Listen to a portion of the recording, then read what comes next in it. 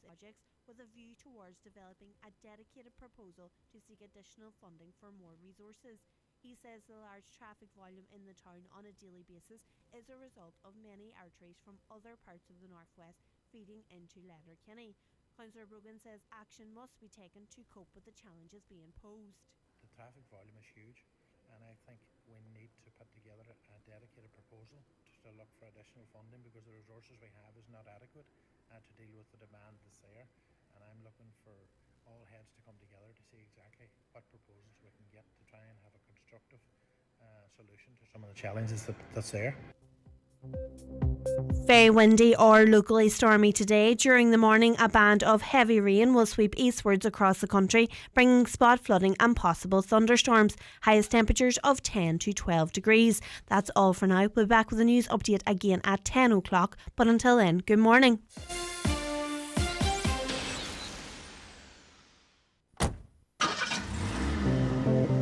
If that sounds good, so will this. Save up to €300 off your car insurance cover when you buy online at libertyinsurance.ie. That's based on a 25% discount for new policies. Up to €300 off your car insurance. That's money for living. That's liberty. Future-proof. Subject to a minimum premium and applied before optional covers. Acceptance criteria, terms and conditions apply. Liberty Seguros Compañía de Seguros y Reaseguros S.A., trading as Liberty Insurance, is authorised by the General Directorate of Insurance and Pensions Funds in Spain and is regulated by the Central Bank of Ireland for conduct of business rules.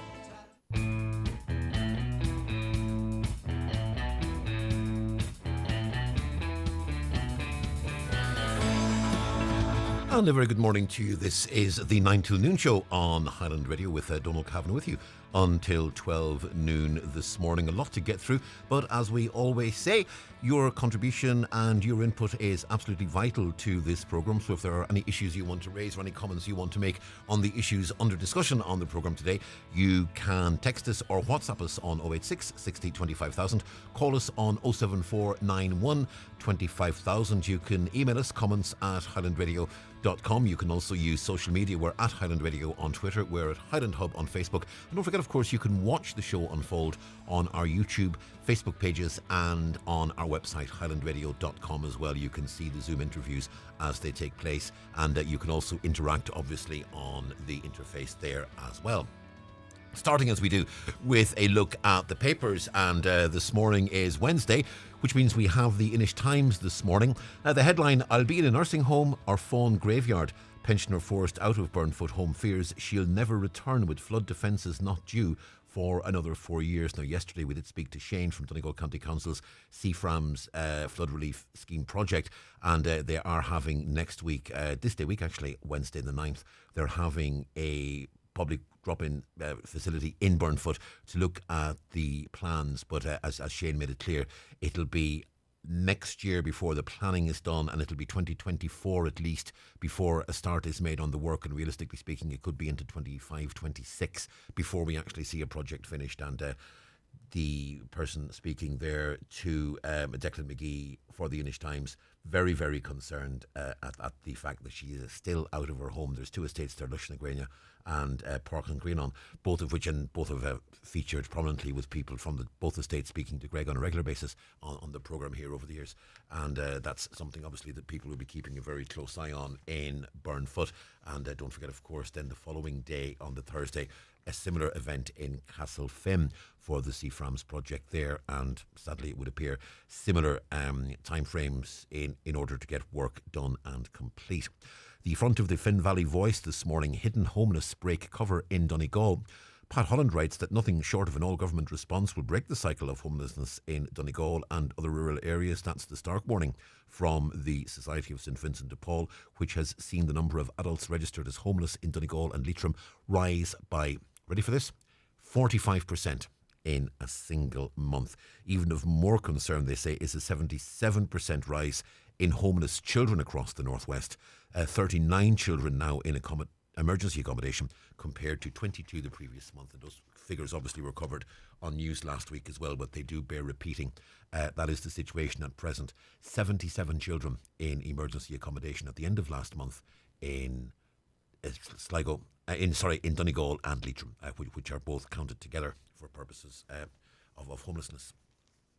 Shocking figures, really, really shocking figures. Front of the Donegal Post this morning, a bishop's call. Michael McHugh writes, there's been a mixture of both joy and a little sadness following news that Townamilly and Clár parish priest Father Niall Call, 59, has been elevated by Pope Francis as bishop-elect of the Diocese of Ossory. We had the honour of speaking to Bishop-elect Niall Call on the programme yesterday. A very nice conversation, which you can still listen back to, by the way. That's available on our website. You can listen back to yesterday's programme if you so choose. He was on just after 11 yesterday morning. A very good conversation, and it's a challenge that he is very much relishing and looking forward to. Front of the Irish Independent this morning, sisterly love, siblings who give precious gift of life. That's on the inside of the Independent. The main story, safety fears as maternity hospitals can't fill jobs. Nursing chief says crisis is worse than ever. 100 vacancies in 2 Munster facilities. Also a nice picture of Ardal O'Hanlon and Pauline Midlane. TV reunion, Father Ted pair back together again for new comedy, and they both star in a new comedy series, Rosie Malloy Gives Up Everything, and they play Rosie's parents.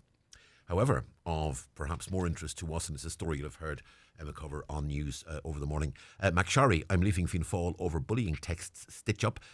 Philip Ryan writes that Mark McSharry has resigned from Fianna Fáil, ending his family's association with the party that stretches back nearly 40 years. Mr McSharry said his decision to quit is due to Taoiseach Micheál Martin's handling of an investigation into a bullying complaint made against him by a Fianna Fáil councillor. It's all down to, it seems, an exchange on a Fianna Fáil WhatsApp group in which Mr McSharry did not hold back on comments he made because of what he perceived as unfairness in a series of messages relating to his campaign to secure additional cardiology services for Sligo University Hospital. And Mark McSharry was not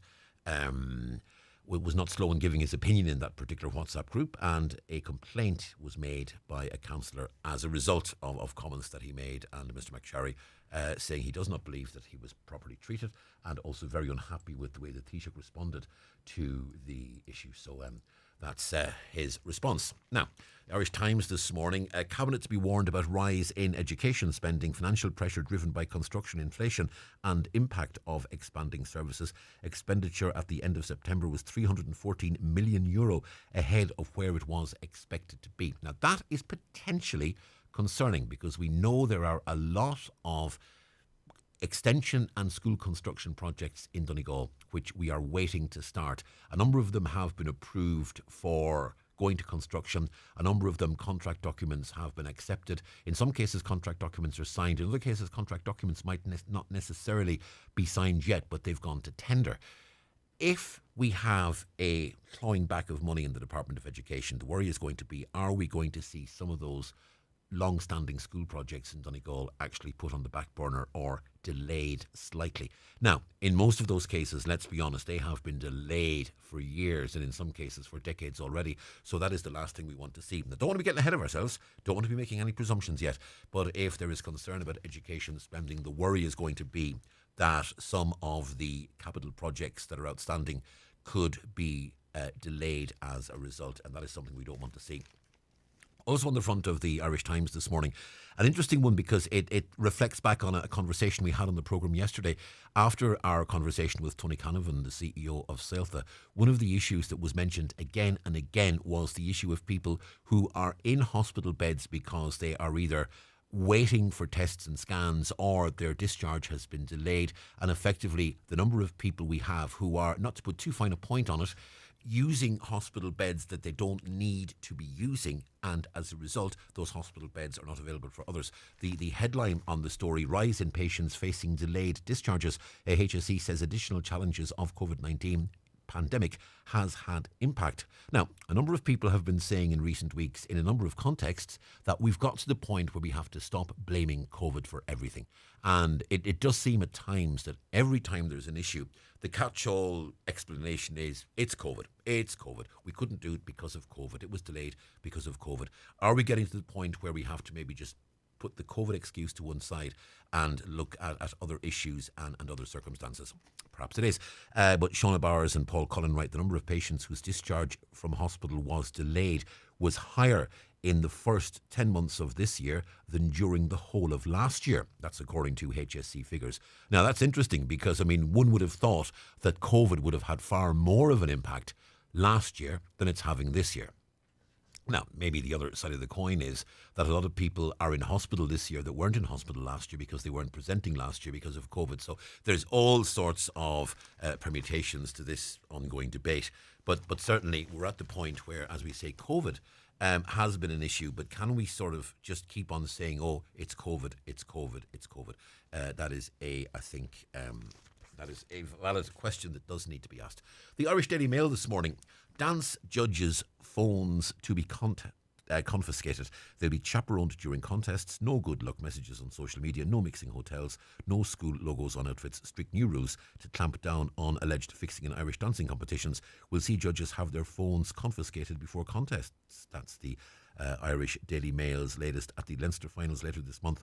Adjudicators who have had no connection to the scandal, which has been much discussed in recent weeks, will also have a chaperone following them at all times.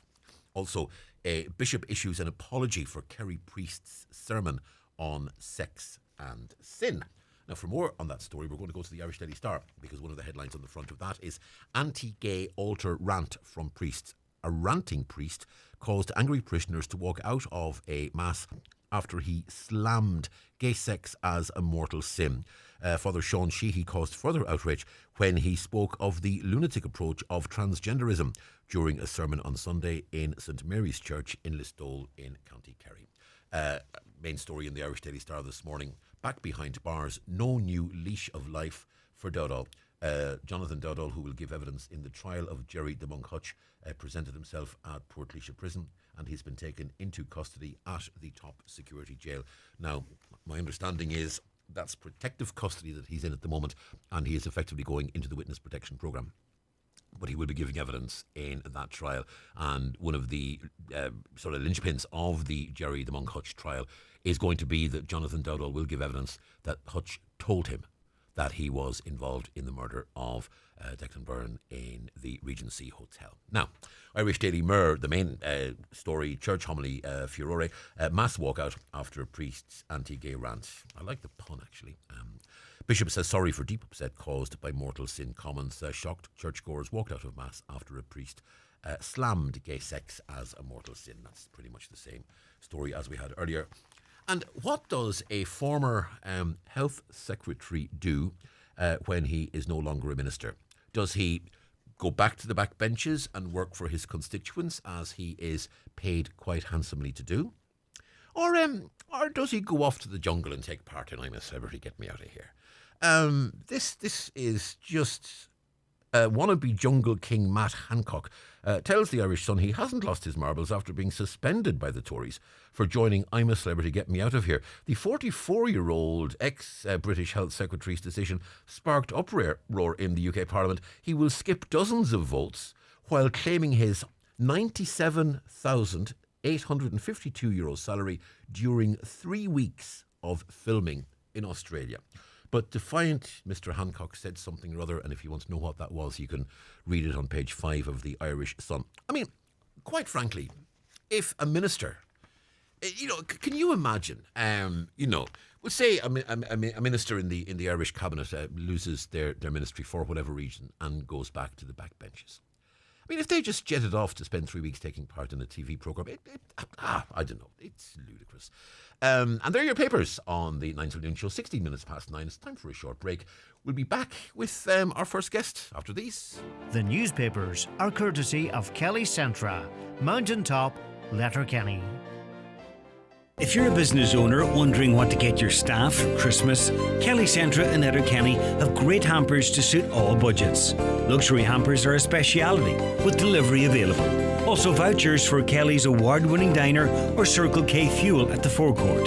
Get Christmas sorted for your staff now at Kelly Centra, Mountaintop, Letterkenny. Call 91 22026.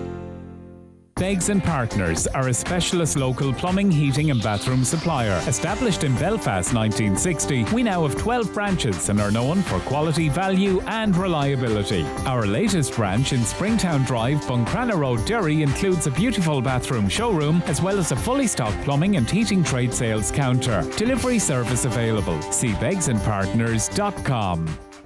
If you're having any hearing difficulties, at Donegal Hearing Clinic we can help. If your hearing loss is slight but you want to look into it, or it's got to the point where you've no other choice, we'll do what it takes to resolve your problem. It may be as simple as a wax removal. Donegal Hearing Clinic, Pierce Road, Letterkenny and Milltown Business Park, Buncrana. Call us on 07491 88470 or visit donegalhearingclinic.ie. Life sounds brilliant with Donegal Hearing Clinic, Letterkenny and Buncrana. Is your car or van winter ready? Get your free winter check now at Hegarty's Ford in Letterkenny. It includes checking your lights, wipers and coolant. Also, the most common cause of winter breakdowns, your battery. And what you depend on most to keep you safe on the road, your tyres, where the tread depth should be at least 1.6 millimetres.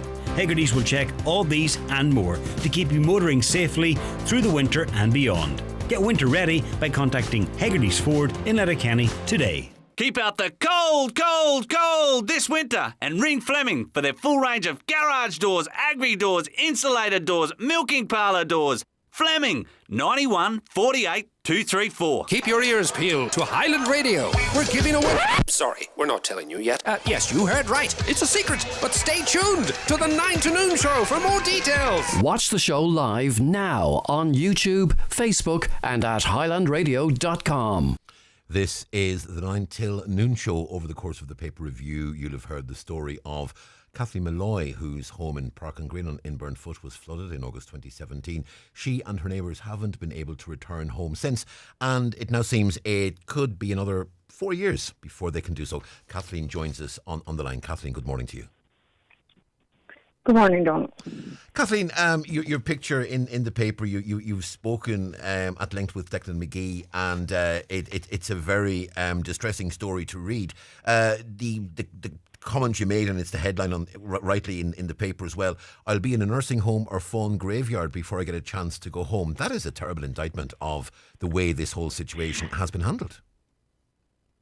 Yeah, and I love it now. I'm a pensioner now. This is great. And I'm delighted to be a pensioner. I have 3 brothers. I'll never be pensioners. But the point about it is we weren't pensioners 5.5 years ago or 5 years ago. And, it's the frustration of the way the council treated us with that flooding. That's what's getting to me. That's what's the other... part of the Loishna Green part, those people are all living in their houses. There's people that are living in houses that are falling down with mica. The council put us out of those houses the day after that flood when we were all in shock, told us they would do up our house and we would be back in by Christmas. We'll never be back in those houses. We know that, they're not saying that, but we know that. Is it at the point with those houses now where the only thing they can do is knock them down and rebuild? Not at all. If they knock down those 8 houses that we are out of, they'll have to knock down the houses in the next field. They'll have to knock down the pub in Burnfoot. They'll have to knock down the businesses in Burnfoot. Everybody that was affected. Why? We aren't.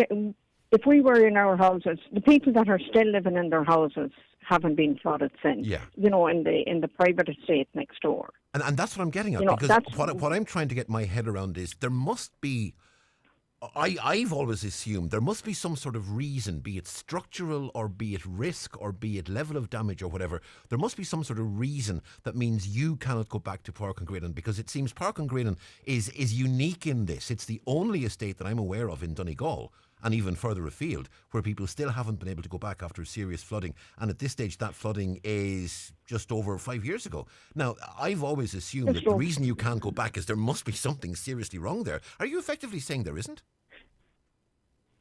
I'll tell you what's seriously wrong. What's seriously wrong is that the day after, or the 2 days after the flooding, when everybody was in shock, the council came in, they cleared out the bottom of our houses. contaminated toilet bowl out of the downstairs toilet, the radiators up the walls, the doors, the very curtain poles. Now the flood was high, it did not reach the curtain poles over the windows. They cleared out everything. They made those houses that we couldn't get. As I said, they promised us Christmas. I had a friend at the time, a businessman in Carndonagh, rang me and he said, well, we'll come and power wash your house. We couldn't because we didn't own the houses. We were renting the houses. But like our contract, nothing made any difference. The council just came in, took over, destroyed everything. That's why we're not in our houses.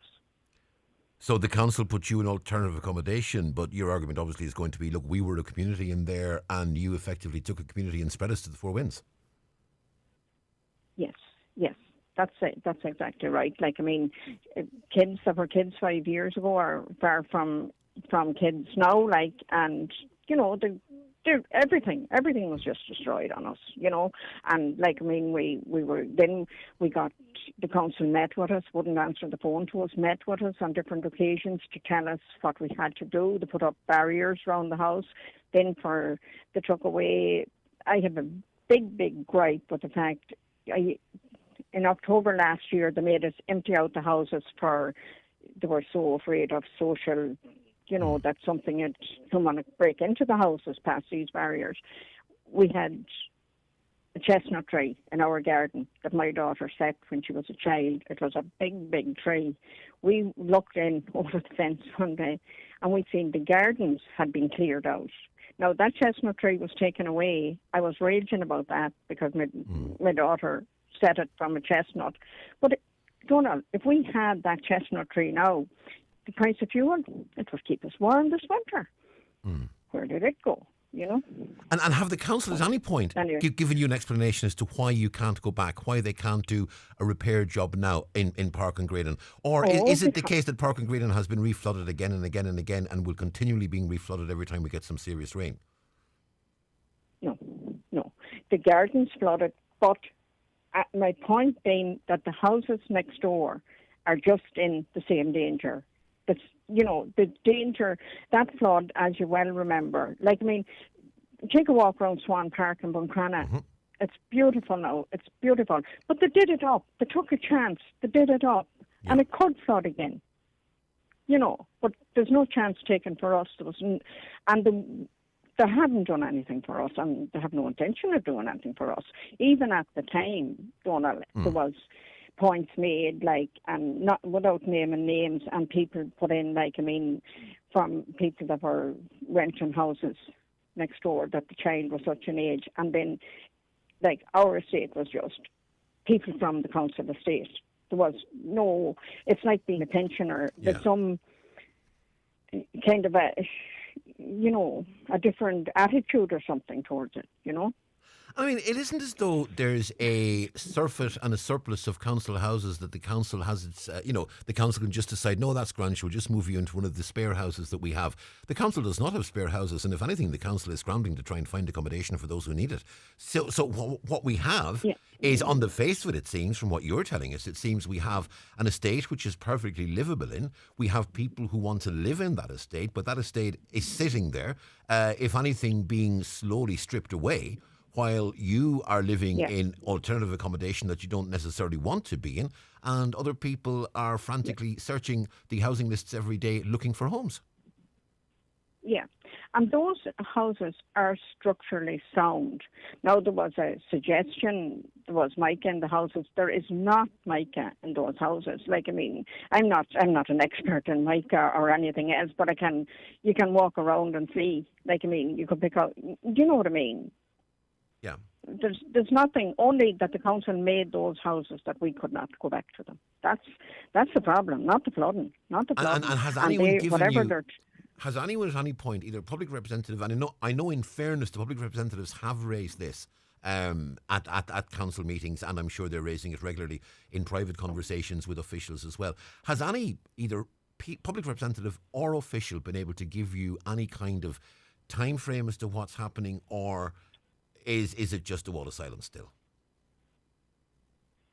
it's all that whitewash about this is going to happen. We have to check for wildlife, or we have to check for, in the river, we have to check the river for this. They can't clean the other river coming down from Bridgend.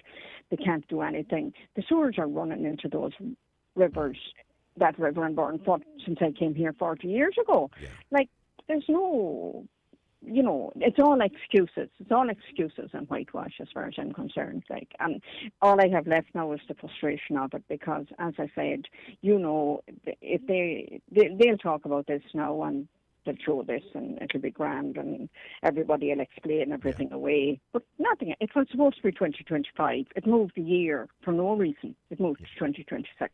And do you have any? I can put up this. And do you have an indication or guarantee that we'll say 2026? We'll assume it's going to be 2026 before that flood relief scheme is fully operational and in place in Burnfoot. So let's jump into the future. It's 2026. Flood relief scheme is in place. The risk of flooding has been abated. I mean, what happens then? Have you been given any form of guarantee that once that happens, you can go back to Park and Green? Or is it too late to restructure that community? Is it too late to get back to where you were in 20? As you say, a lot of the children will have grown substantially, so they've lost out on the childhood there. That is a given. But I mean, has there been any indication from council that says yes, as soon as that CFRAM's flood relief scheme is in place, then within 4 months or 6 months or whatever, you can go back to your homes? Has there been any indication of a timeline? The only thing was last year when they told us to take anything we wanted out of those houses because we'd no longer have access to them. I said that I didn't, I had a contract that I had that house, and they said, no, I wouldn't lose my contract. But what's good in having a contract that you have a council house if you can't get access to it? But no, I have no guarantees that, it'll change again anyway. There'll be something said and there'll be something else said. So I can't see any future for it. I can't see any future. Now, the people, as I say, the people that live in the private houses, they are anxious to get these flood defences and everything else up and running for people have bought, those houses. As I said, we were trying to buy out that house when that flooding took place. The man that came, whoever they sent round to value it at the time, my husband, pointed out that the river was out the backyard and that, and said, would it have any effect on the value of the house? The council hadn't even mentioned that. I know that houses have changed hands in the next phase. People weren't even aware there was a flood. Never mind that they were in danger of losing their house to flooding again. Yeah.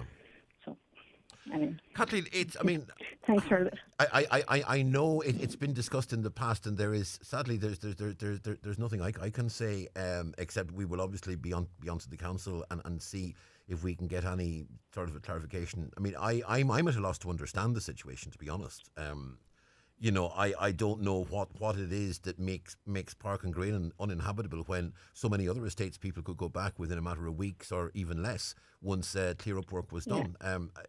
As you say, and Lushnagrena as well, people have gone back there. And that was the other estate that was cleared out. Donal, they took the very tiles off the floor. We tiled that, all of the bottom floor. We tiled it. They took up the tiles off the floor. That's how far, they stripped the house that it was totally, they took, the presses that are the hay presses in the kitchen. Yeah. Everything was taken away. That's why we can't live there. That's why, and they're not going to do up those houses. Are they going to do them up after 2026? We have no idea. Kathleen, thanks for speaking to us this morning, and all we can do is wish you well. Thanks for listening. Okay. Yeah, Kathleen, you take care of yourself and all the best to you and yours. That's Kathleen speaking to us there. You'll see Kathleen's story on the Inish Times this morning. I honestly don't know what the situation is there. It's you have a situation where this estate is there, people have not been able to go back, and it does seem, at a time when homes, particularly in Inishowen, are at a premium.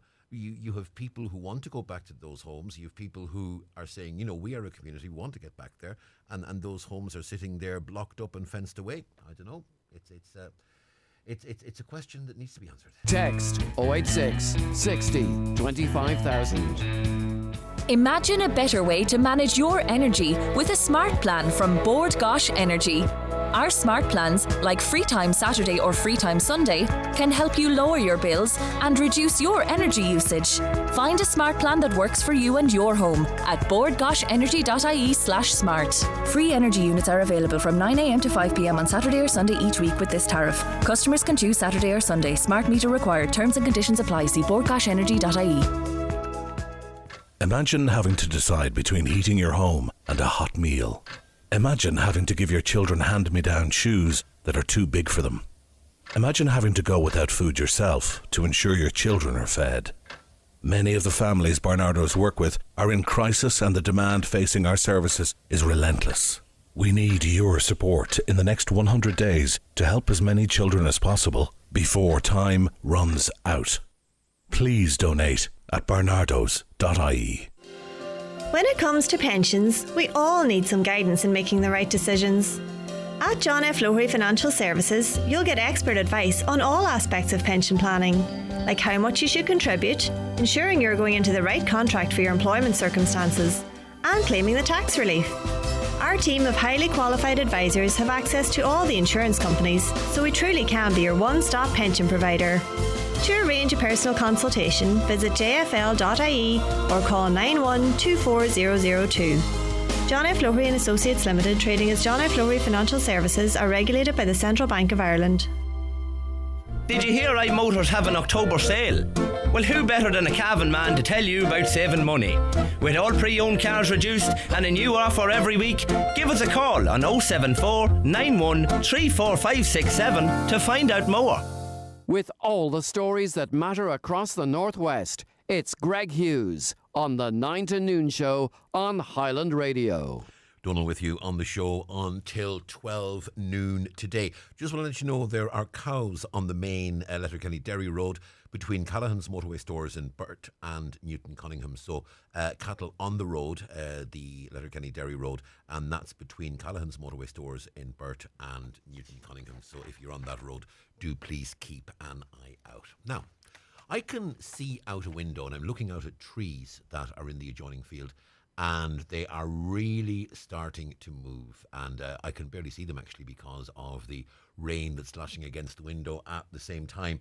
Joined on the line by Alan O'Reilly of Carlow Weather, a regular guest with Greg obviously every Friday when Alan gives his assessment of the weekend to come. But interesting today, Alan, we're in a situation where we have a status yellow wind and rain warning until 9 tonight right across the country, and the situation we're told could worsen. Yes, indeed, Donal. A pretty rough day of weather, really, and it is yellow status, but the combination of wind, rain, thunderstorms is kind of making it not the usual yellow level maybe that people are used to. It's certainly picking up in parts of the west, and while the northwest hasn't seen the worst of this one, it will continue through today. And while I know the alert clears at 9 p.m. tonight, there's actually kind of a second bout of really strong winds that are going to come through, and they're going to hit the northwest tonight. So, it's going to stay windy through the day, but probably around 6-7 o'clock, even into 8 o'clock tonight in the northwest, it's actually going to be quite windy, and the winds will pick up another little bit. Gusts probably up to Mallinhead, up to 90 or 100 kilometres an hour possible, especially near the coast. But even inland, you're looking at very strong winds. So the rain will kind of come and go. The heaviest will be the next couple of hours, but there will be rain pulsing on and off, and there is a risk of some thunderstorms as well. So it's a really nasty day of the combination of factors, really. And particularly if people are driving home at what would be the traditional sort of rush hour between, say, 4:30 and 6, because obviously after the clocks went back at the weekend, it's now getting a lot darker in the evenings. So we're going to have that, mix of heavy rain, very strong winds, and people perhaps driving in conditions that are far darker than they're used to. So at the very least, it's really important that we take a lot of care on the roads today, because it could get fairly hazardous out there. Yeah, absolutely, and especially all that leaves coming off the trees. You're looking at drains being blocked, some spot flooding is possible as well. It's been very wet the last couple of weeks, so water levels are well back up, and as you say, pedestrians and cyclists, especially, with the clocks going back, anybody out, it's going to really be challenging conditions. going to be quite a bit cooler as well. It's going to feel quite cool, especially in the north with that wind chill as well. So it's a bit of a change in terms of the weather, and certainly, as you say, the conditions with the commuters take great care on the roads. I was driving locally here on Halloween night, and the wind and the rain, it was so torrential. It was very hard to see anything. So yeah, as you say, not good conditions for commuting in, and it's a combination really that makes it that much harder to kind of challenging conditions. It might be just a yellow warning, but that's kind of what a lot of my followers are messaging me this morning going, how is this yellow? But it's yellow because each of the individual factors don't reach the orange criteria that may earn news, but the combination does make it worse than normal. And as you say, we could be getting even more wind in the northwest tonight. Does that suggest this could run overnight and perhaps into tomorrow as well? Or is this one of those sort of 12 to 15, 16 hour sort of pushes that comes over and then leaves us again? Or is this going to be around for a while? No, it will clear through, and the winds will drop off quite quickly, around 11 or 12 o'clock tonight, and we will get a bit of respite tomorrow as well, some sunny spells. Good bit cooler now, it will be a good bit cooler, but thankfully the winds will be slack, and just a very odd shower. So thankfully, once we get today, and I think anybody that has kids there on midterm will be delighted to know that it'll be good weather for going outside tomorrow if they're all cooped up today. And Friday's not looking too bad either, so we have a bit of respite before more rain then comes in Friday night, Saturday. But yeah, no, once we get through today, we have a bit of respite and a bit of a better end to the week. Alan O'Reilly of Carlow Weather, thank you very much indeed for speaking to us this morning, and we'll make sure we wrap up and take care out there. But in the meantime, Alan, thank you, and we'll talk to you obviously. Well, Greg will talk to you on the show on Friday. Thanks. Cheers. Thanks, Alan. You take care. That's Alan O'Reilly there from Carlow Weather. Now we're going to change tack. We're going to go to Zoom. Comments come in, and a lot of discussion on the programme yesterday about turf and the fact that the regulations came into effect from the weekend. Caller asks what the difference in the smoke that the farmer produces from burning turf and me if I buy the turf. It's discrimination, and the suggestion is that there may actually be jail terms for people who illegally burn turf. And we're joined on Zoom by Councillor Micheál Cullen-McGillasbach, who is himself a turf cutter and a turf user. Micheál, imagine you are? Well, not so much. Micheál, you are a turf cutter yourself, as is traditional with many people in your part of the world in West Donegal. You've been looking at this whole turf debate over right since it began when Eamon Ryan first made his proposals. As far as you're concerned, this is crazy stuff. Well, I suppose on a later note, I was listening to the weather person there. Unfortunately, I still haven't got all my turf home yet. So tomorrow was the day. On Friday, I was to try to take all of it, if not most of it, home. So it's a good story that the weather's going to be allowing that. Look, yeah, I've been watching this, as most of people in West Donegal and other parts of the county have been watching it very, very closely. There was an attempt by the Fianna Fáil-led party to move to ban cotton turf altogether, and I think the difficulty is that it's not just that it's a tradition for us that we cut turf and that we spend a good bit of our summers in the bogs trying to save that turf.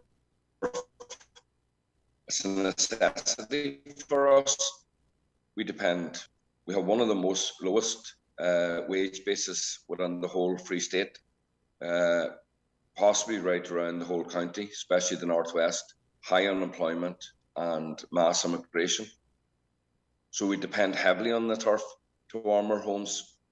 A lot of houses don't have other alternatives in their houses. A lot of houses don't even have oil. They have turf. And the government, led by Fianna Fáil, Fine Gael, Greens and others, are now trying to ban it. And I fully appreciate the very fact that we have to play our part in terms of climate change. And I know people would say, but sure, look, we're only a small percentage. But small percentages can lead to great revolution. I believe that. But what the difficulty is, and I have been trying to discuss this with others in the past, and especially those that had sat around the cabinet table, is that there was nothing put in place. The idea that they would ban us cutting turf overnight and then leave us without the ability to warm our homes was wrong. The reality is what the government is saying is you are under no threat whatsoever. There is no ban on people cutting their own turf, bringing their own turf home and using it for their own consumption, nor is there any ban, we're told, on people giving some turf to their neighbours, which again would be a huge tradition in West Donegal. And we have a situation, it seems to me, where and there's talk of prison sentences for people burning turf. Now, realistic, a prison sentence is never going to be imposed on someone, a householder in West Donegal, for burning turf in their fireplace. That's never going to happen. And I think we all know that. But the government are trying to sort of cover off industrial use of this and this being used on an industrial scale. And the reality is, in your community, turf is not being used on an industrial scale. Turf is being used by households. And the government is effectively saying that's not what we're targeting here. Well, a number of things there, Donal. We would never have thought that the government, led again by Fianna Fáil, would have jailed 5 men down in Mayo to protect their community against a multinational company coming in, trying to make profit and rape the bottom of the sea of its oil and gas. But they did, and put others in jail. So, if it's in the legislation, let there be no doubt about it, on a yearly basis to warm their own homes and gifting turf is nonsense, right? The only reason that this was stopped because of the response, and that the backbenchers felt that they were going to lose their seats over it. Not that they cared, but it was all about their own self-interest. That is 98% of politicians, driven by self-interest and ego and status. So let there be no doubt about that. The idea that we would gift turf, there are families in my community that put food on the table by selling turf, by putting their children through college, by selling turf, and by paying a high mortgage, a policy and a system brought in by the neoliberal policy way of economically surviving in our communities. But no, this government, led by Fianna Fáil, Fine Gael, and the Green Party, had done a U-turn solely on the reaction from rural Ireland. So this is just another step towards banning us outright. And again, there is no alternatives. They have put nothing else in place for us to work towards this day.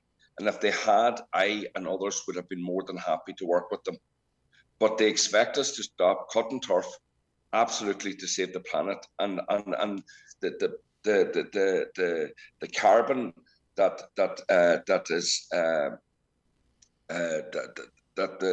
the bogs use up. The idea that this has a massive impact on the planet, I get that, right? But the problem is, they say stop cutting turf, right, which is roughly about 12 to 13 inches. The top end of the bog, and I'd welcome anybody to come to the bog with us and see how we actually do cut it, is laid back again. It's not burnt.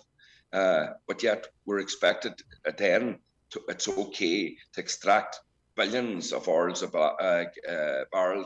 oil from the middle of the planet that will and does have a massive impact, ship it right across the world, and then use that to warm our homes. But we can't walk that 10 yards to the back of our own homes and cut turf and take it home and keep ourselves warm. It's ridiculous. And the idea that people out there now feel scared that they can't ring Johnny or Betty down the road and say, listen, will you drop off another 2 tractor loads of turf for me? I've saved up enough money now to buy them 2 loads. It's scandalous. They've never worked to give us an alternative, giving us an alternative, but the government is there to lead. And what they've done was that they cut a line and says, this is it. See, tomorrow, you can't cut turf anymore. You can't sell turf anymore, which means you can't warm your homes, which means today families cannot put food on the table by selling turf. You're a member of Donegal. You're a member of Donegal County Council. As a member of Donegal County Council, the council, it seems, according to the law, is being tasked with ensuring that those burning turf to heat their homes in West Donegal aren't creating a significant level of air pollution and causing a nuisance to neighbours. So effectively, you're a member of the body that's going to be policing this law on behalf of the government. Is there anything you can do to mitigate how that's policed in Donegal as a member of the council? Look, the reality is Donegal County Council is understaffed as it is. We can't even have proper housing officers to throw an eye on the Airbnb, which has contributed massive to the homelessness within our communities. We have a system there at the moment where people can apply for a possible grant to do up old houses that might relieve the housing crisis that are out there. We haven't even employed somebody there because the government threw it on us overnight and expected us to jump a housing section of Donegal County Council that is just absolutely inundated with work as it is. And people might dismiss that, but that is the reality of it. They work extremely hard and they're undervalued and they're overworked. As a lot of council staff are, and people can dismiss that for all they want, but I know, because I work with the council staff every single day. But look, in terms of what you're saying, it'll be interesting to see if they implement it. I don't believe that there's a will by other fellow councillors to push this or even see this happening. But again, what I would welcome is, because we're very quick, and I can understand why we would point the finger at Eamon Ryan, but the reality is that the Green Party, and I'm not defending the Green Party in any shape or form, there are part of their policies that I do support, but not all of it. But the reality is that Fianna Fáil is the lead party in government here. Fianna Fáil has rubber stamped this at cabinet table. Fianna Fáil, along with Fine Gael, have rubber stamped it and agreed it, and now are quite cleverly shifting it to a smaller party and their own self-interest. So I believe the blame belongs to every single one around that greedy cabinet table and not just one party, because it's easy and it's populist to blame one small party as much as they are very much to blame, but their blame has to be spread equally. And the idea that they stop us cutting turf while we just try to heat our homes in a community that is socially and economically deprived by the neoliberal capitalist policy of the government. And bear in mind those in Donegal, because Q2ers for long enough have always said, it's them down in Dublin, it's not us up here in Donegal. It is us up here in Donegal, because it's those that support the very parties and those that sit around the trough at the cabinet table that are equally to blame here. Caller asking, do you use gas or oil in your own home? I use wood pellets. In terms of when we built our own home back 15 years ago, we built the house, I suppose, environmentally is what we believed to be at the time. We built a timber framed house. We use slates, environmentally friendly materials. We warm our home with wood pellets, which is an extortionist price as well. We thought we were doing environmentally the right thing. That's the system that we installed in our home. In terms of the land, and a very small bit of land that we have, we plant trees. Last year, I think I planted something near, not completely, 300 trees. I plant between 150 most year native trees. I think we spoke about this before, Donal. One might think, God, that's a lot of land when you can continue that. It's not. We have a huge influx of deer in the area, so you need to keep planting because they keep eating. But I'm quite content to share land because, look, we all live in the one piece of ground. I know myself and a very close friend of mine had tried to have discussions with Eamon Ryan. I spoke directly with him in relation to thousands of acreage that Tasky owns in our area, to look at lands that are lying idle and not used, to look to try to do a forestry of it, so that we could work towards alternatives in the future ahead. We need to plan for the future ahead. I understand that in 10, 20 years' time, we won't be cutting turf, but what we could be doing is planting and making sure that there are trees and there are alternatives, and them alternatives can be accessed by and the message, and finally the message that you're giving to the government parties, all three of them, is, look, if you want to talk about alternatives, we're here to talk about them, but you can't just impose this unilaterally. I think we just may have lost you there, Micheál. So what we'll do at this stage, I mean, I think we had reached the end of the discussion. Oh no, you're back, Micheál. I'm just going to say, Sorry. listen, thanks. Somebody was trying to text me there. I could actually hear the buzzing coming through on the call. Yeah. Sorry, folks, I can't get your text, but bring it into Highland Radio, please. Actually, I think Micheál, we'll let you go at this point. Listen, thanks very much indeed for speaking to us this morning. Point well argued as always. Yep, thank you. And I keep cutting turf. You look after yourself, Micheál. Slán. That's Councillor Micheál McGillaspig there speaking to us from West Donegal. A couple of your comments that have been coming in.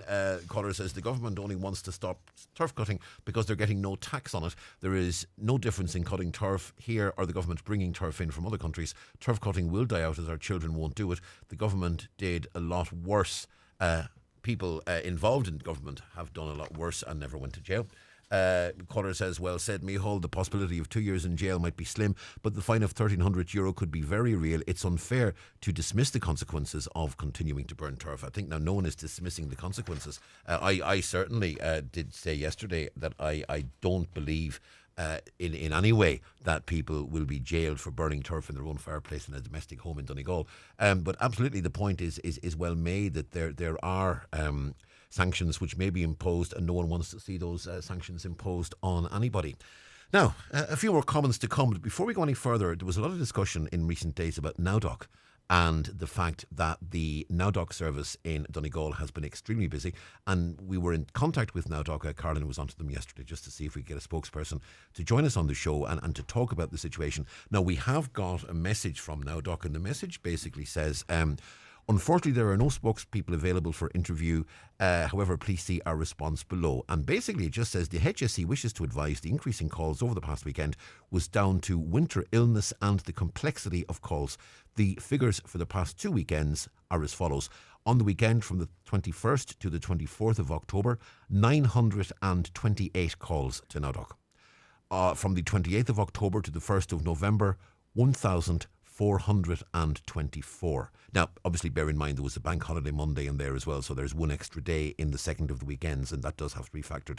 So we went from 928 calls the previous weekend to 1,424 calls the weekend, which has just gone by. Now, we're going to go back to line one. Conal is on the line. Conal, good morning. Morning, Donal. Conal, you're saying that we do need to put forward proposals and to take a global view on this particular question about fossil fuel burning.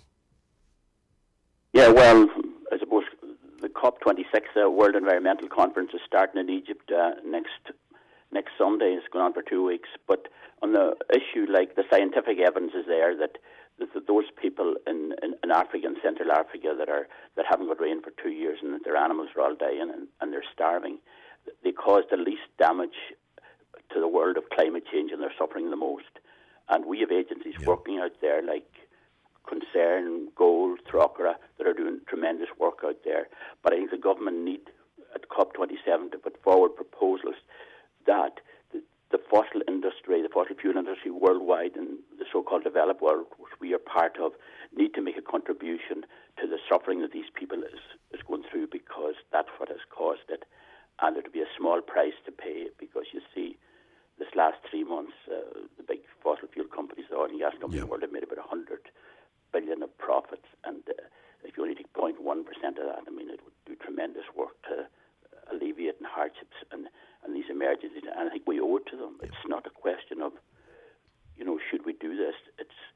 We owe that to them because we caused the problem, Yeah, and the argument is that it's the energy companies are making profits on the back of the burning of fossil fuels. That's causing climate change. That's causing global warming. That's having an impact on these communities in the south of Africa. And we're looking at on fossil fuels this last 70 years, and that's how we were educated and brought up. It changed the whole world for us, and it changed everything. But we have to reflect now on the people that we never thought that would cause such damage, but we now know that the last 20 years the damage it is causing it. And I think we owe it to these people through, whether the funding is through United Nations or whatever, that there's decent funding available to deal with these emergencies caused by climate change. Yeah, Conal, point well made, and thanks very much indeed for making it. Yeah, okay. Okay, thank you. Conal, thank you. It's a very good point there being made by Conal, and certainly something that needs to be kept in mind. Conal, thank you very much indeed. This is the 9 till noon show on Highland Radio. We're approaching 3.5 minutes to 10. We're going to take a break. After the break, we'll have the news and obituaries with Emma. If you're about to use an electrical appliance, like your hairdryer, which uses a lot of energy, just ask the question, is this a good time? Yeah, electricity demand's fairly low. You're looking good. If it's before 5 p.m. or after 7 p.m, it is a good time because it's outside of peak hours when less of us are using electricity at the same time. For customised advice, tips and helpful information, such as finding out the best times to use electrical appliances like your hairdryer, sign up to our pilot at esbnetworks.ie/pilot.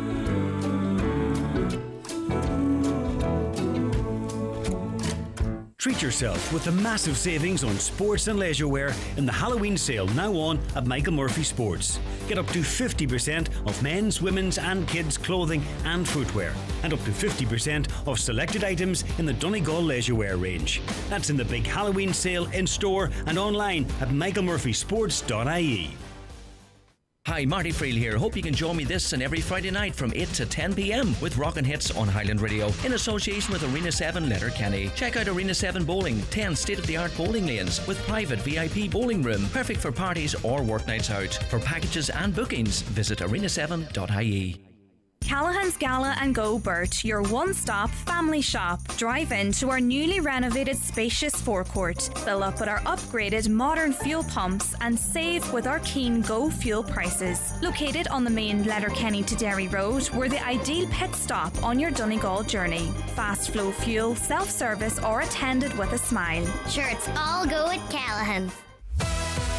Make your next menswear choice at Watson Menswear Letterkenny. From suits to casual wear, there's big names like Rimassimo, Superdry, Penguin and Tommy Bow. If you're getting married, call in for an appointment and get fitted in style. That's Watson Menswear, open 7 days a week on Main Street in Letterkenny, or online at watsonmenswear.com, or follow on social media for more details on offers and new arrivals. Christmas Club now open. Hi, it's Brian Cunningham here from Brian Cunningham Management, and we, in association with Highland Radio, are bringing our Thanksgiving by Candlelight nationwide tour to the Mount Erical Hotel in Letterkenny, featuring Dana, Chloe Agnew, Brian McGrain, Louise Morrissey, John McNichol and Simon Casey on Tuesday the 22nd of November. Tickets can be purchased from the hotel reception on 074 91 22 700 or from the box office on 053 91 27758. The limited number of tickets available for our Thanksgiving by Candlelight nationwide tour in association with Highland Radio. Donegal County Council advised that a public information day on the preferred option for the Castlefin Flood Relief Scheme will take place on the 10th of November in the CPI Centre, Castlefin, from 4 p.m. until 8 p.m. This will be the first opportunity for the public to view the option that is preferred for taking forward to the statutory planning process. Attendees will also be able to discuss the option in person with the project team and provide feedback. All are welcome and encouraged to attend. Hi, it's Owen. I can't answer the phone right now. I'm currently enjoying the advanced comfort seats and suspension with progressive hydraulic cushions in my new Citroen C5 Aircross SUV. I'm really enjoying the drive, so please don't leave a message. With Citroen's advanced comfort technology, you may end up travelling further than you planned. Experience Citroen Comfort, a 5-year warranty and flexible payment options across the range. For more, see citroen.ie. Citroen. The new Citroen C5 Aircross is now available at your local dealer, Highland Motors, Mountain Top, Letterkenny.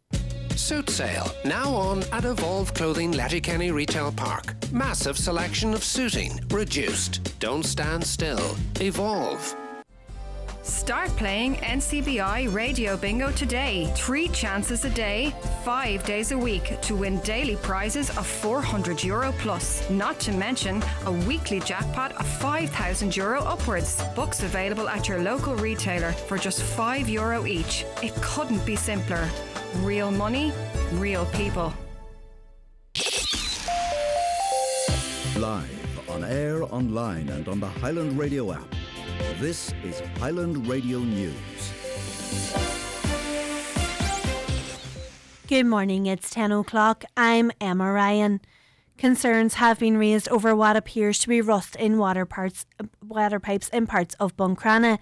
In Columbus Avenue, Rockview Terrace and Greenham Park, cast iron pipes are still in place and residents have raised concerns about the quality of their water due to the presence of rust or other debris in the pipes. Irish Water say that the water quality in the area is okay. However, Councillor Nicholas Crossan believes the pipes, which have been in place for around 80 years, need to be replaced. Councillor Crossan says the utilities' response is completely unacceptable.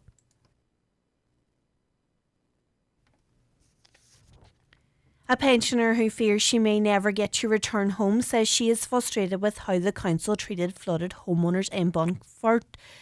Park and Green in Burnfoot was flooded in August 2017. A number of homeowners in the area have been unable to return home since the flooding. They have been told it could be 4 years before they can return. Speaking on today's 9 till noon show, Kathleen Malloy says she is frustrated at how she is being treated and fears she will never get to go home. These pipes are cast iron pipes, so she's over 80 years old. They're built up with residue over the years that there's with rust and other debris. So, in my opinion, although Irish Water are saying that the water coming out of these pipes fit EU directive for drinking water, I contested that, and I wrote to Irish Water at the end of August this year. I got a response in the middle of September to say that the drinking water was under the EU directive. Okay, I'm saying it's not, and these pipes need to be replaced. Sligo Leitrim TD Mark McSharry has launched a stinging criticism of the Taoiseach as he confirms he is leaving Fianna Fáil. In a statement, the deputy says Micheál Martin failed to allow proper investigation into a claim of bullying made against him by a local councillor. The now independent TD alleges the Taoiseach used the complaint for political gain at national level to delay and prevent his readmission to Fianna Fáil, which had been expected in recent weeks. Deputy McSharry originally resigned the party whip over the Catherine's of Vaughan controversy last year. Donegal is lagging miles behind in terms of delivering social housing in rural areas. That's according to Councillor Martin McDermott, who is calling for a review of the building social housings in the county. In particular, Councillor McDermott says there doesn't appear to be a will from Donegal County Council to develop social housing in rural parts. He says people are being driven into larger towns due to the lack of accommodation, and as a result, local schools and community centres are suffering. Councillor McDermott says the council needs to review policies to ensure the delivery of dwellings back into rural areas. In our schools, the numbers are falling. In our football clubs, the numbers are falling. In our community centres, and we as a council, even as a department of housing, haven't been interested in rural areas for the last number of years. And I think that the whole emphasis within the council needs to change, and we need to start looking at how we can deliver on rural housing in rural parts of Donegal, because, as I say, that hasn't been happening. The entire country has been placed on a status yellow wind and rain warning, which will remain in place until 9 o'clock tonight. Met Éireann has warned of possible damaging gusts with the potential for localised waves overtopping the Atlantic coast. Heavy rain is also forecast, which could lead to flooding in some areas. The status yellow wind and rain warning may escalate to an orange level warning in County Donegal. Aaron O'Reilly of Carlow Weather is warning that some of the gusts could be damaging. The gusts are really picking up early this morning, and they'll continue to move across the country with some strong and possibly damaging gusts moving right across the country. But worst areas hit will be the west coast and also the south coast, with some very strong gusts around coastlines, and coastlines really should be avoided for the duration of today.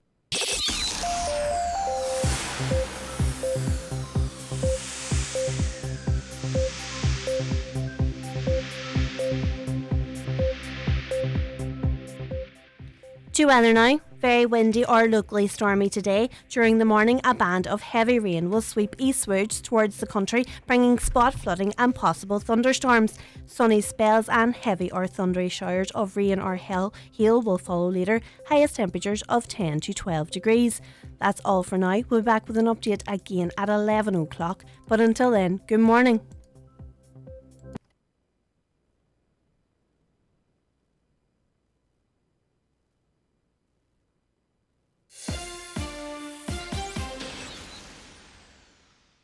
Obituary notices for Wednesday morning, November 2nd. The death has taken place of Paddy Hegarty, 10 Lissowan Avenue, Buncrana. Remains reposing at his late residence. Funeral from there on Friday at 9:15 a.m.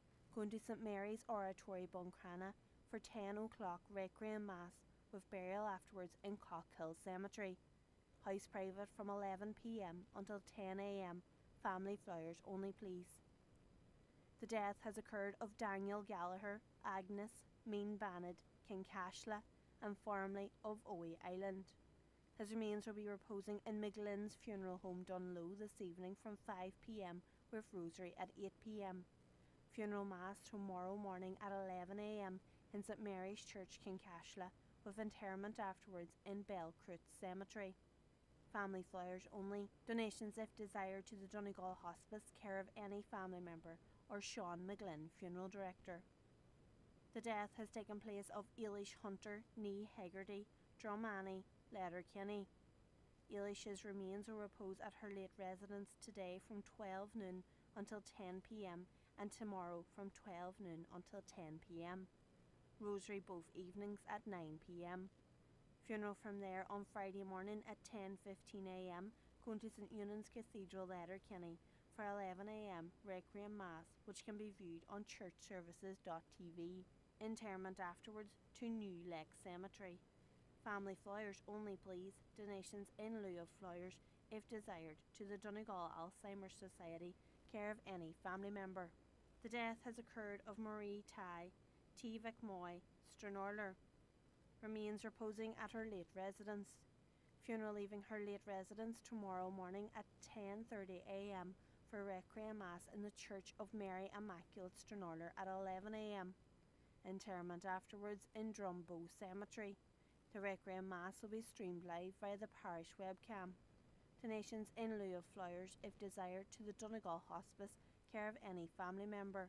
The house is strictly private to family, close friends and neighbours only, please. The death has occurred of James Joseph White, 9 Glendore Park, Killyclougher, Omagh, and formerly of Fawn, County Donegal. Funeral from his late home this afternoon at 12:30 p.m. for service of Thanksgiving at 2 p.m. in St Mura's Church of Ireland, Fawn. Interment afterwards in the adjoining churchyard. At the request of the deceased, the house is private to family, close friends and neighbours. Donations in lieu of flowers, please, to the Donegal Hospice, care of Charles Lynch, funeral director, or any family member. And the death has occurred of Jim McDade, Wellingborough, North Hampshire, England, and formerly of Mid-Doran, Clonmany. His funeral mass will take place in St Edmunds, Wellingborough, England at 2 p.m. this afternoon. For more details, including any family health guidelines for wakes and funerals, please go to highlandradio.com.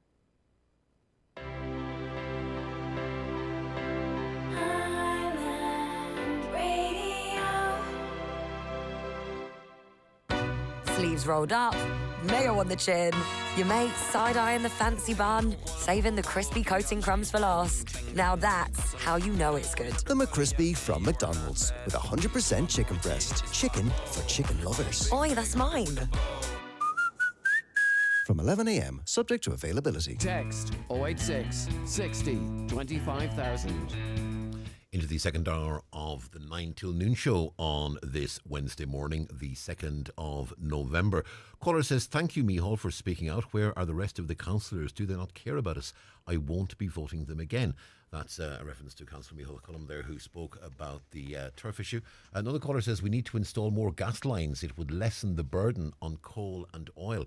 Part of the problem here, I think, is that so much of the gas used in Europe actually comes from Russia, that actually getting the gas at the moment is one of the big question marks, and the actual guaranteeing consistency of supply could become even more of an issue into the future.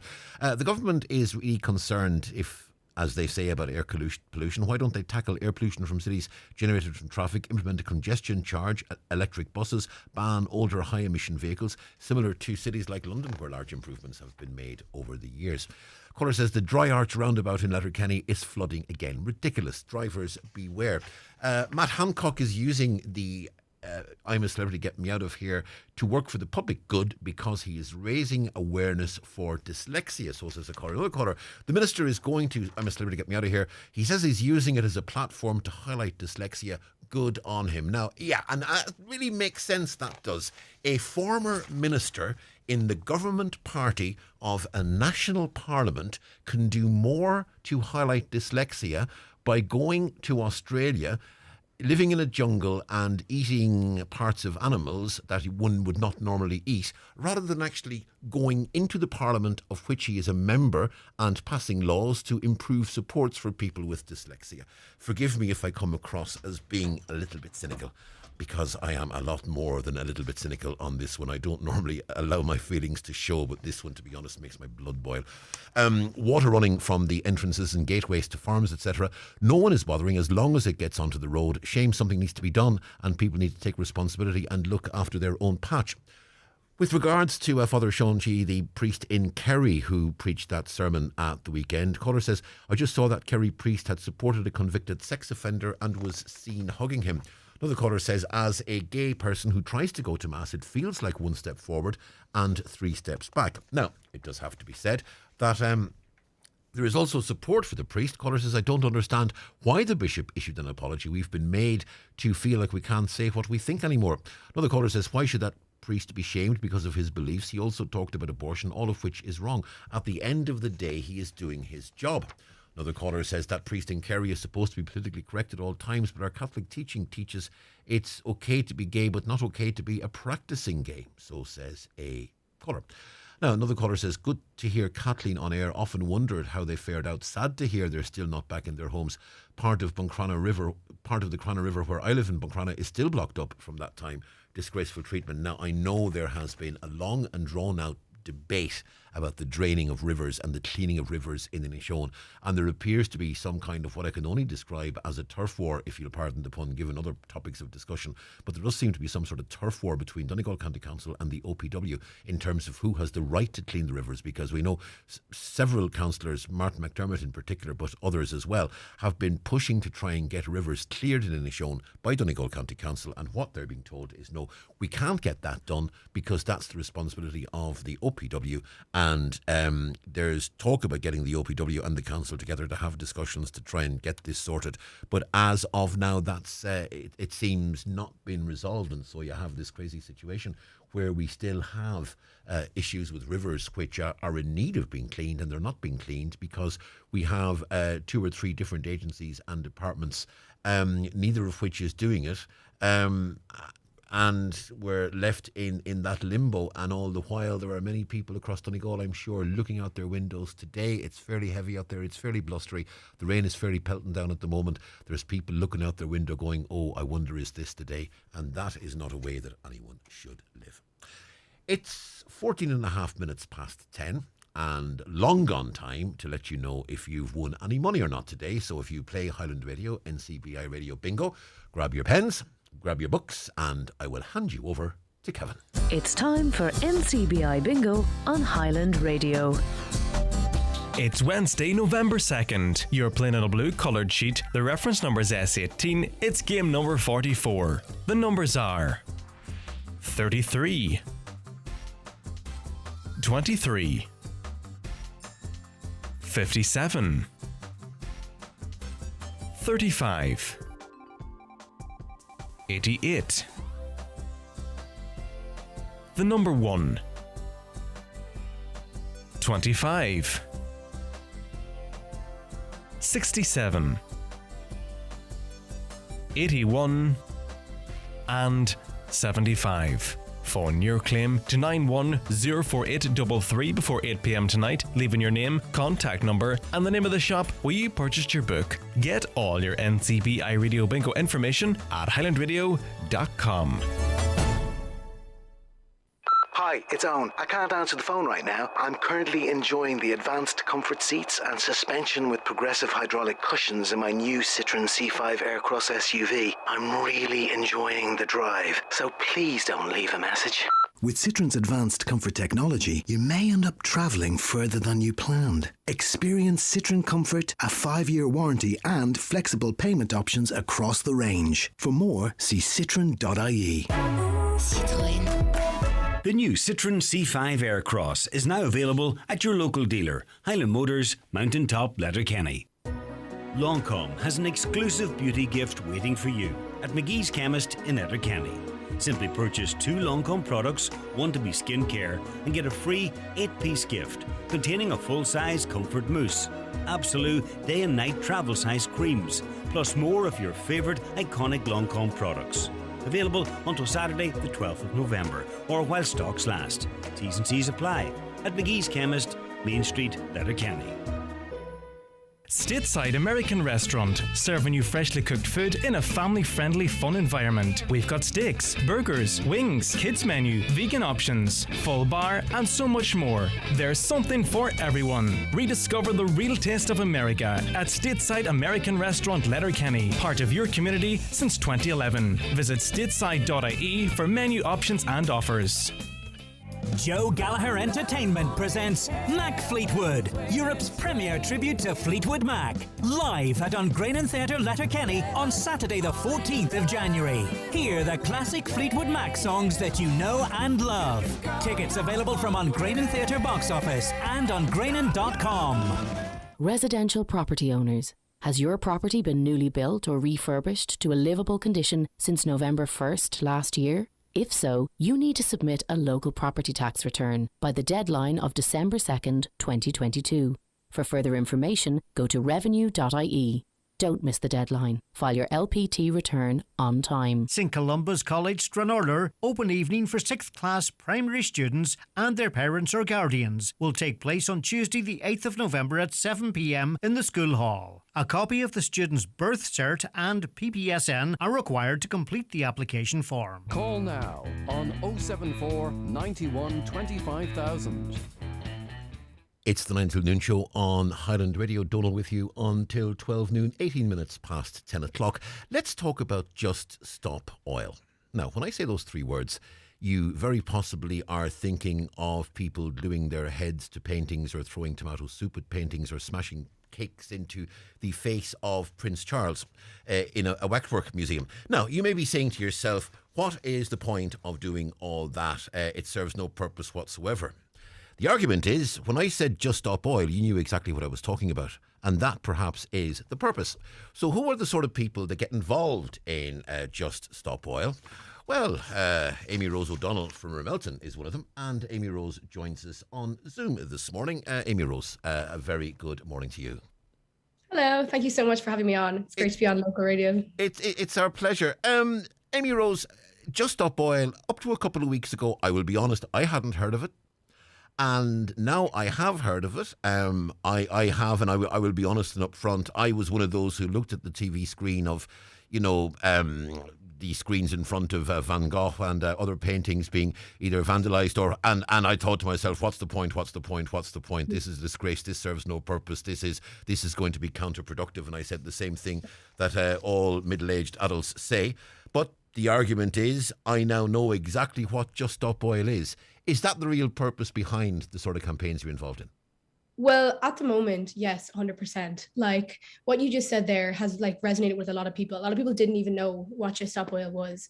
And from my experience, I have been in Just Stop Oil for months and I have done so much actions that have involved stopping the flow of oil, targeting oil infrastructure, really direct action that has an immediate effect. But unfortunately, that was not getting us the press that we needed to put out the message that we need to seriously halt all new oil and gas projects in the UK. And this is the best way to get out the message. I've done everything. And this seems to be the only thing that is getting the press. We're on Twitter every day. We're on every news piece. You can see us. Everybody knows about us, which is insane that we had to throw soup at a painting for that to happen. But unfortunately, that's just the way that the media works. And we have to go with that. You've been arrested 8 times. You've blocked roads on several occasions. You've changed yourself to oil tankers. You've been arrested along with colleagues. And the point you're making is, and it does seem somewhat ironic, that 8 arrests and countless actions can all be completely ignored. One can of tomato soup has catapulted you into the public consciousness right across Europe. Yeah, I completely get that. It was a bit like I've put my civil liberty at risk so many times on actions that I've thought are so amazing, like, smashing up forecourts, or as you said, I've climbed on top of oil tankers that has stopped the oil flow going into the UK for weeks on end. I did it with about 400 people. And those are the kind of actions that people keep talking about that we should be doing. And people don't realize that we have been doing that. And we've been doing more than just roadblocks and more than just throwing food at like paintings. But unfortunately, this is the only way to get the message out to people all across the world. What is the core message of Just Stop Oil? Because, I mean, the phrase itself, the argument is the phrase itself is self-explanatory, but cards on the table, you know the geography of Donegal as well as anyone. I drove to work today in a car. It's a hybrid, but it's still powered by petrol. I have an oil-fired boiler in my home that made sure I was in some way warm when I woke up this morning. I'm thinking I have so much in my house and so much in my home and in my life that is intrinsically linked with oil and its byproducts. If it's just stopped, I mean, I'm going back 150 years in terms of my quality of life. That's so fair. And people don't realize what our demands actually are. So first of all, as you said, it's quite clear we want to stop licensing for all new oil and gas in the UK. So what you say there is if we went off it straight away, it would be chaos. It obviously would be. We can't just stop oil. But the thing is, we have enough oil to do us 8 years. We can wean off oil so easily, and we can make a just transition for everybody. And not only that, Liz Truss, when she was in power, she recently gave way to 100 new fossil fuel licensing and lifted the mandate in fracking. We're not asking for a huge amount, but you have to see the issue here when the leaders stood up at COP26 and said how the UK were going to be the leaders of the climate movement, and then reinforce fracking and license 100 new fossil fuel projects compared to the 30 that Just Stop Oil were originally fighting. And as I said, we have 8 years left of oil. And with that oil, we are in such a privileged place right now that the government could so easily implement ways for a just transition where workers would, be able to go off at no bother. But right now, this is just driving us bigger into the crisis that we're seeing, and it's just going to get worse. Okay, let's talk about the practicality of that. Because, 8 years. Now, I work just over 2 miles from home. I have colleagues here that are working 20 miles from home. As I said before, you're from Donegal. You know the geography of Donegal. You know what the public transport, or better phrased, the lack of it, is in Donegal at this point in time. We're wedded to our cars, not because we have a fetish about cars, not because we love our cars, but because we have no choice but to use cars to get around. I mean, within 8 years, how are we going to power those cars? And if the answer is electric, I mean, how is the electricity going to be generated? How is that network going to be organised? And is it your belief that realistically a new pattern of energy can actually be introduced over the course of 8 years that maintains the level of connectivity that we have at the moment and maintains industry, maintains employment, maintains the economy? Yes, 100%. The kind of thing that I like to use to explain why I think that it actually would be quite easy for us to do that is like COVID, for example. Literally in a matter of days, we changed the way that we live because we saw an immediate threat of an unseen virus. And right now, I don't think people are actually understanding the threat we're facing. I read an article from the Dairy Journal saying that Donegal and Derry will be underwater by 2040. I don't think you understand. My family is in Donegal and they will not have a place to live. We are looking at 50% of potato crops gone this year and 1/3 of wheat crops gone in Donegal. It's so hard for me to kind of express why we should wean off oil when it's so clear in my head that if we want a livable future, unfortunately, we're going to have to make some sacrifices. And the government have the money. They have the ways. We have better energy storage. They do have the ways. We have the technology, and we can definitely develop ways to use oil differently or just completely wean off it to have a livable future.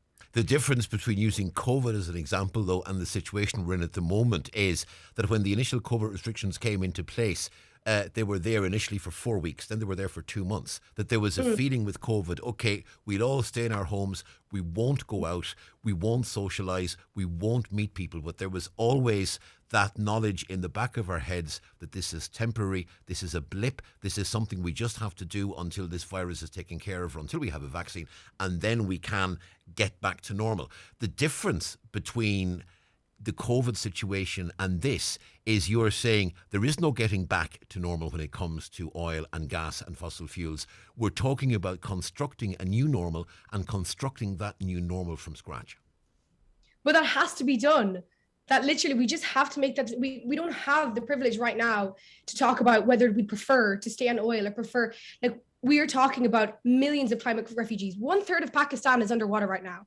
Okay. If 1/3 of Ireland was underwater right now, we would be on the streets and you would be pissed off as much as I am. I find it so hard to kind of talk about the things that we enjoy so much from oil because they are such privilege that we've had, and it will be really hard to wean off them. But we can't really speak about that when people are dying every day due to the effects of climate change. You just can't compare them.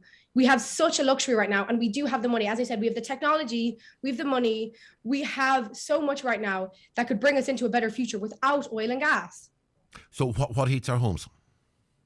What heats our homes? Better insulation. You saw with Insulate Britain. Insulate Britain was a massive movement in the UK, and that brought the word insulation into the UK. We have better insulation. We have so many better energy efficiency, better energy storage. There are ways to do it. And as I said, this isn't up to the government are there, okay, to implement these things and to make it cheaper and better for us. Insulating homes would be cheaper for us anyways. I'm in London right now and I can't even afford to heat my home. You know what I mean? It's absolutely insane.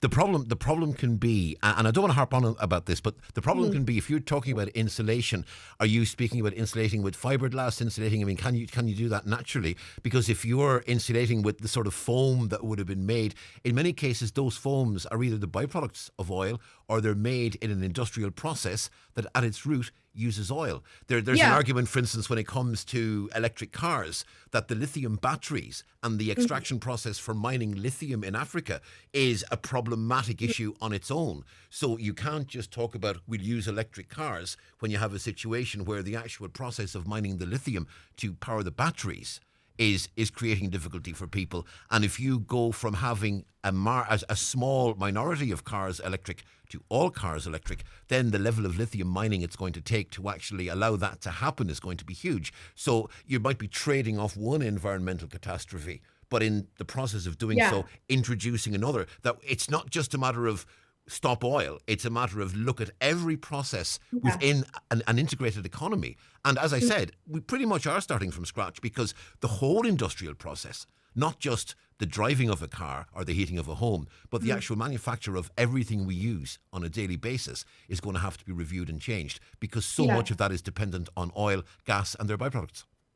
And that is such a fair point, but that's why these climate conferences make me so angry. We've had 26 COPs. We've had the Paris Agreement. We've had countless conferences for years. So the fact that we're talking about this now so late, as I'm saying, we've had the spaces to make these kind of changes. It's the politicians in charge that aren't thinking about ways that we could actually change the way that we use oil and gas, like you're talking about. Okay, we've had all these climate conferences that are supposed to be political leaders, citizens getting together to talk about ways that we can live differently. And unfortunately, these places aren't getting used to talk about those things. There's been 26 COPs. There shouldn't have to be 26 of them. There's 26 of them, and still we're talking about that pretty much everything that we use has oil. And unfortunately, it's right. So as you were saying, we're going to have to pretty much start from the beginning, but we have to start at some point, because if we don't start now, what we're going to see in 5 years is going to be catastrophic. And we're going to be wish that we had done something before when we had the time and when we had the money.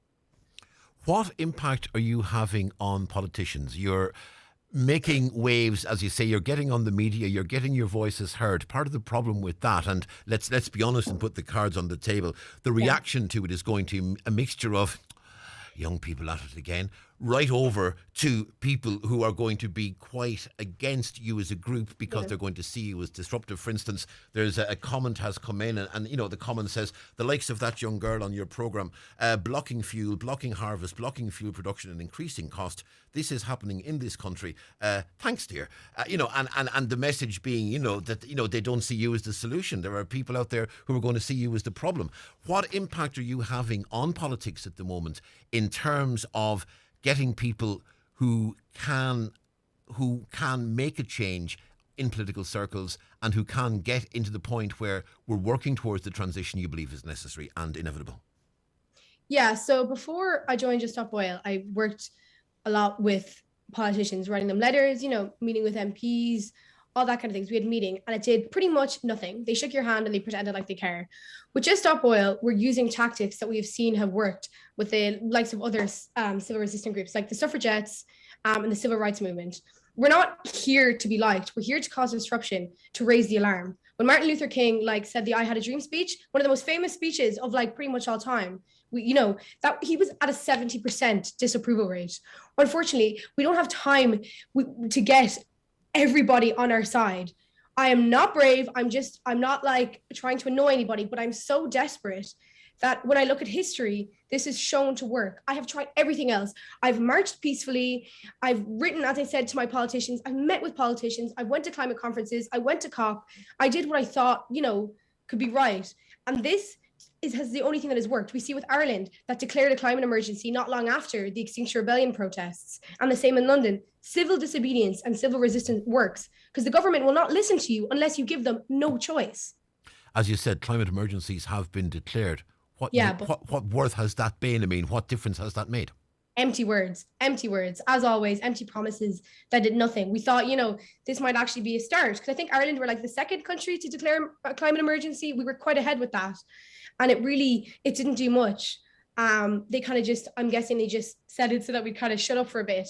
But unfortunately, that didn't work. Yesterday, activists scaled the walls of Downing Street and Just Stop Oil then issued a statement, and it says basically Just Stop Oil is going to pause its disruption. Mm-hmm. From today, Just Stop Oil will pause its campaign of civil resistance. We're giving time to those in the government who are in touch with reality to consider their responsibilities to this country at this time. If, as we sadly expect, we receive no response from ministers to our demand by the end of Friday, 4th of November, we will escalate our legal disruption against this treasonous government. Our action will be proportionate to the task of stopping the crime against humanity, which is new oil and gas. What can we expect to happen next week, assuming that Rishi Sunak does not call you into Downing Street and say he's acceding to your demands, which, let's face it, ain't going to happen? Yeah, you're completely right. Yeah, I was in that video and I'm not going to speak on what we're going to do or what not going to do for obvious legal reasons, but we're going to continue with our legal disruption. And unfortunately, it is going to be more extreme and more disruptive because we have tried everything. And right now, the only thing that is getting the attention of media and some politicians and journalists, we are gaining more and more support every day, and this seems to be working. So if we don't get a reply, and if Rishi Sunak doesn't want to even just sit down with us, talk to us, even though I know that will probably be useless, and then we will have to continue with civil resistance because we aren't going to stop. This isn't just kind of a thing we'll do until we kind of, run out of energy. This is the fight. We cannot afford to lose.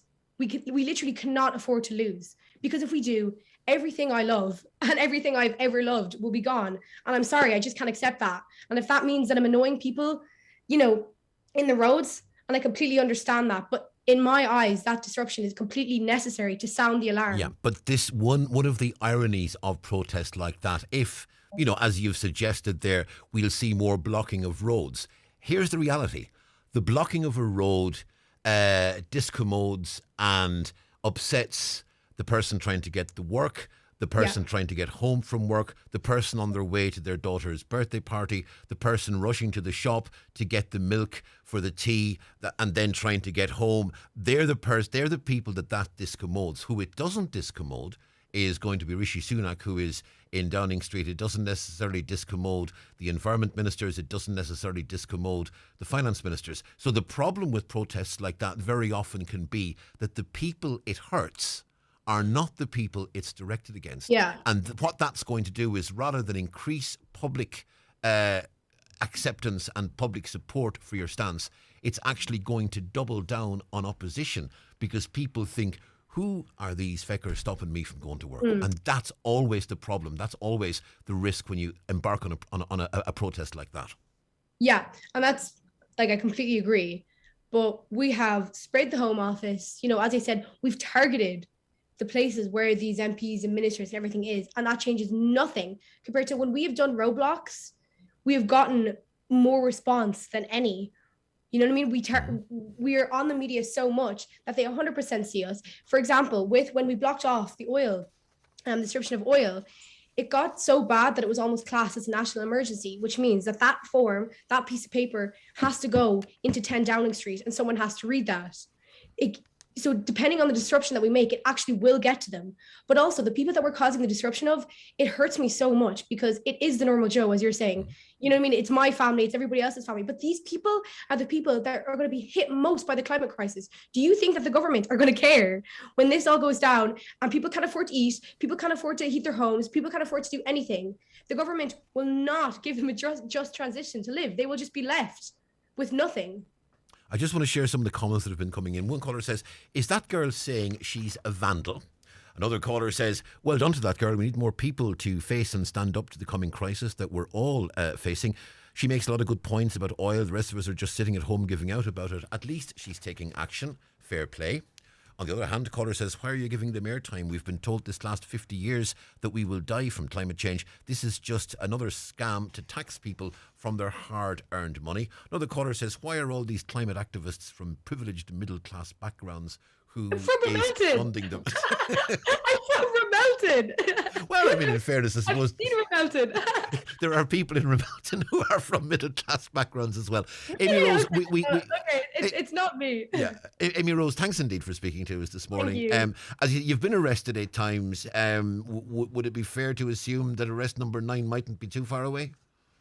I don't think it'll be too far at all. Yeah. I think keep an eye on your screens and you might see me pretty soon. Yeah, and Amy Rose, thanks indeed for speaking to us. I mean, you know, it's interesting what you're involved in, and you know, there's going to be a myriad of reactions to it, and there's going to be gut reactions, and you know, it'll be interesting to see how this one plays out. But in the meantime, Amy Rose, thank you very much indeed for speaking to us, and we'll be keeping a very close eye to see what's happening in the future. Thanks for listening. Thank you. Amy Rose, thank you. It's been our pleasure. That's Amy Rose O'Donnell there, as she said, from Remelton, working full-time with the Just Stop Oil campaign. And as she said, if there hasn't been a commitment from the British government by close of business on this coming Friday that they will accede to Just Stop Oil's demands, then Just Stop Oil will be increasing its campaign of what they're calling legal disruption. So, and it will be, they say, proportionate to the task of stopping the rise in oil usage and fossil fuel usage. So we'll be keeping a very close eye on that. It's 22 minutes to 11 o'clock. Time for a short break. Back with some music after these. There's always a buzz in Dublin, but there's something extra special about Dublin at winter time. Experience a whole lot of live entertainment this November. From buskers and bands to theatre and musicals. Enjoy comedy gigs, concerts and even music trails. It's time to make some noise. It's time to make some plans. Make your plans today at visitdublin.com. Winter in Dublin. It's magic. Brought to you by Fáilte Ireland. New this week in Home Store and More. All curtain poles are half price. But better hurry, because when all the half price curtain poles are gone, they're gone. Also, all baking trays and tins and all living room throws are still half price. But when all the half price baking trays and tins and all the half price living room throws are gone, they're definitely gone. Drop by your local Home Store and More. Shop online at homestoreandmore.ie. Home Store and More. A happy home. Show your appreciation for Donegal business this Christmas with Buy Donegal. Visit buydonegal.com to see a host of participating businesses to start your shopping list. With a range of special offers and prize giveaways throughout, Buy Donegal has something for everyone. Buy Donegal takes place from November 11th to December 24th. For more, visit buydonegal.com. It's time to unlock electric during Volvo Test Drive Week, November 1st to 5th. We welcome you to McKinley Motors to experience our award-winning range of plug-in hybrid and fully electric cars. Place an order during Test Drive Week and you'll receive a complimentary Volvo service agreement, which covers your first 3 services. Unlock electric and find out more about our exclusive offers at volvocars.ie. Terms and conditions apply. Whether you're travelling for business or leisure, fly local and choose City of Derry Airport. For a convenient, friendly and reliable service, choose City of Derry Airport. Direct flights to London Stansted, Liverpool, Edinburgh, Glasgow, Manchester and Majorca. Book now at cityofderryairport.com. Voted the #1 airport in Northern Ireland.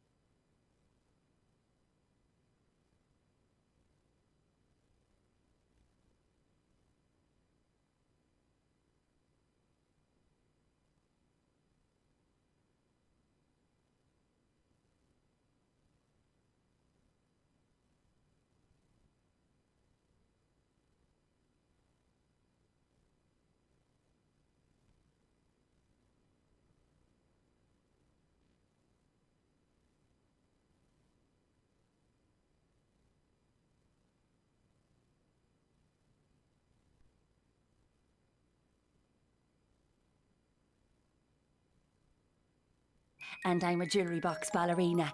Yeah. Now, with work, I'm constantly on my feet, literally going in circles. So being in a cold house just wound me up the wrong way. Then the home energy upgrade happened, with significant government grants from SEAI for attic and wall insulation, heat pumps, you name it. Search SEAI Home Energy Upgrade to reduce your use and your energy bills and discover a new world of comfort. Supported by the Government of Ireland. Brian McCormick, Sports and Leisure, Main Street, Letterkenny. Halloween treats with 20% off. O'Neill's, Donegal, Nevada range. Quarter zips and t-shirts and matching bottoms, all reduced. Nike and Adidas footwear and clothing for kids and adults. Save 20%. Adidas 3-stripe performance leggings for women. Save 20%. Join our Christmas club today. Spread the cost of Christmas in store at Brian McCormick Sports. The award-winning Genesis Aesthetics and Skincare Clinic Udor now offers a wide range of skin boosters. The injectable moisturiser for under eyes that improves dark circles, fine lines and wrinkles. Also treating the face, neck, chest and hands. This amazing treatment works from the inside out, resulting in brighter, smoother, plumper skin. For help choosing the right aesthetic treatment for you, contact Mary Ferry, your aesthetic practitioner. You can download the Genesis app or call 07495 32575. Dan is an expert at buying the perfect gifts. He once bought his mum a birthday present that she actually used. But he's not an expert when it comes to electric cars. Should he go for mild hybrid? Full hybrid? Is he ready for fully electric? All he really knows is that he wants a silver one. Luckily, Nissan have been giving people help and advice on electrified vehicles since we introduced the all-electric Leaf back in 2010. So, wherever you are on your journey to electric, head to your local Nissan dealer to see which electrified vehicle suits you. And they're all available in silver too. Nissan. Innovation that excites. Joe Gallagher Entertainments presents the world's greatest ABBA show. Direct from Sweden, Arrival, featuring original ABBA musician. Sunday the 8th of January, Mount Erigal Hotel, Letterkenny. Tickets on sale from hotel reception and Ticketmaster.ie. Follow us on Facebook, Joe Gallagher Entertainments. Watch the show live now on YouTube, Facebook and at highlandradio.com. And if you'd like to contribute to the 9 till noon show this morning, you can do so. Text or WhatsApp 086 60 25,000. You can call 074 91 25,000. Comments at highlandradio.com. Or you can also use social media. We're at Highland Radio on Twitter and we're Highland Hub on Facebook. A lot of comments coming through and we'll get to those in a few moments. But before we do anything else, let's discuss Digital First Day, which is taking place on the 16th of this month. Organisers are calling for tech-savvy volunteers to help members of the co-working Plus and Spree August Sport stage events on the big day. Carleen Little from Spree August Sport joins us on Zoom. Carleen, a very good morning to you. Good morning. Great to talk to you, Carleen. First of all, tell us, what is a Digital First Day? So, Co-work Plus is the co-working hub of Spree August Sport, and we are doing a flagship event as part of Ireland's first ever Digital First Day. So the Digital First Day is an event that is trying to promote the digital resources that are available and how social enterprises, remote workers, and like different groups can all come together to drive digitalization in a way to drive the growth in their communities. Spree August Sport, based in Cairn and North Inishowen, it's become very involved in all sorts of community activities up in Cairn in the past while. Important that this be done because obviously the focus now on particularly working from home, but also using digital hubs and using all the advantages and all the opportunities provided by IT and by technology. The more we understand, I suppose, of what's available through our devices and through our systems, the more we can use them to our advantage in terms of our working day. Yeah, absolutely. I mean, digitalization gives a huge potential for economic and social development in rural areas. And Spree August Sport have been for the last 12 years working to tackle the sort of urban-rural divide in services. So we have, in the last 4 years, brought to Carndonagh a co-working space So the first in Inishowen, we can host up to about 17 remote workers at the moment. And then a digital creative lab, which has in-house and outreach courses in STEM subjects, so science, technology, engineering, arts and mathematics, and in digital fabrication. The other thing is that we have got the green light, the go ahead for the Tusnua regeneration project. So that's a €9.5 million project, which will increase the space for co-working for offices, which will improve the resources that we have in digital creative lab and the digitalization. So it's really important that on this Digital First Day, we get people in to find out what it is that they need in the area and what it is that they want to see to help to, as you say, capitalise on the potential that we have in digitalisation. As you say, it's taking place on the 16th, if my maths are okay, and they can be dodgy at best. That's 2 weeks today, if I'm correct. You're looking for volunteers to help. What sort of people are you looking to come in as volunteers, and what are you hoping they'll be able to do? So we'd love to hear from anybody who is remote working. We think that there is a whole hidden community of people who are working really, really interesting jobs for national companies, multinational companies, but are maybe doing it from, their house or from their kitchen table. We'd like to get them in so they can network with other people who are remote working as well. I think we'll be able to unearth a whole community of remote workers who maybe don't know each other exist. So if you're a remote worker, please come along to the event. And then also small businesses and other social enterprises, which are such a key part of economic growth in the area. We'd like them to come in to tell us their story, where they're finding the digitalization is helping. Maybe they've moved online, maybe they're getting to sell more things, in a national or an international scale. We'd love to hear about that. And then there's other services that support smaller businesses. They can be designers or video editors or people who have digital skills that could support other social enterprises. We'd really love to get like a network of people together on the day. So this is the call out is for anybody who is working in the digital space and wants to find out who else is doing things interesting and creative digitally. Come along to our event on the 16th of November at 5 p.m. And where is that event taking place? So we are from 5 to 6 in our Digital Creative Lab, which is Unit 10 of the SuperValu Shopping Centre in Carndonagh. And then from 6 to 7, we're going to move up to our Co-working Hub Plus, which is in Millbrae.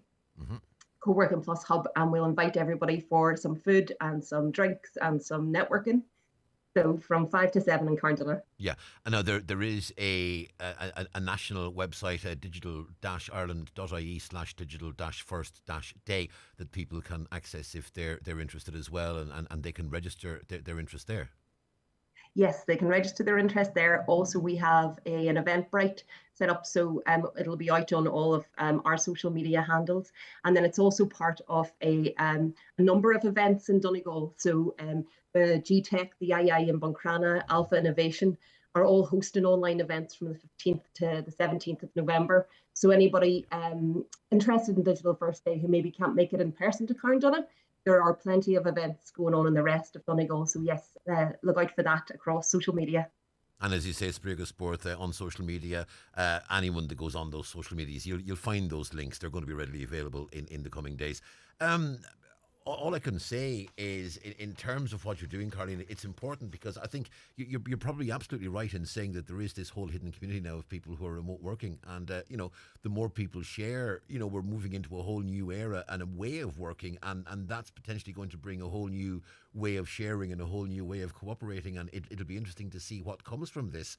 It'll be an interesting one indeed. 2 weeks today, November 16th, initially at 5 in Unit 10 at SuperValu, and then moving up to the hub at Millbrae. In the meantime, Caroline, thanks indeed for speaking to us this morning. Thank you very much for your time. It's our pleasure. That's Caroline there from Spríoga Sport in Carn, and Sprigo Sport, very much involved in that Two Snower programme and lots of what's happening in Carn at the moment.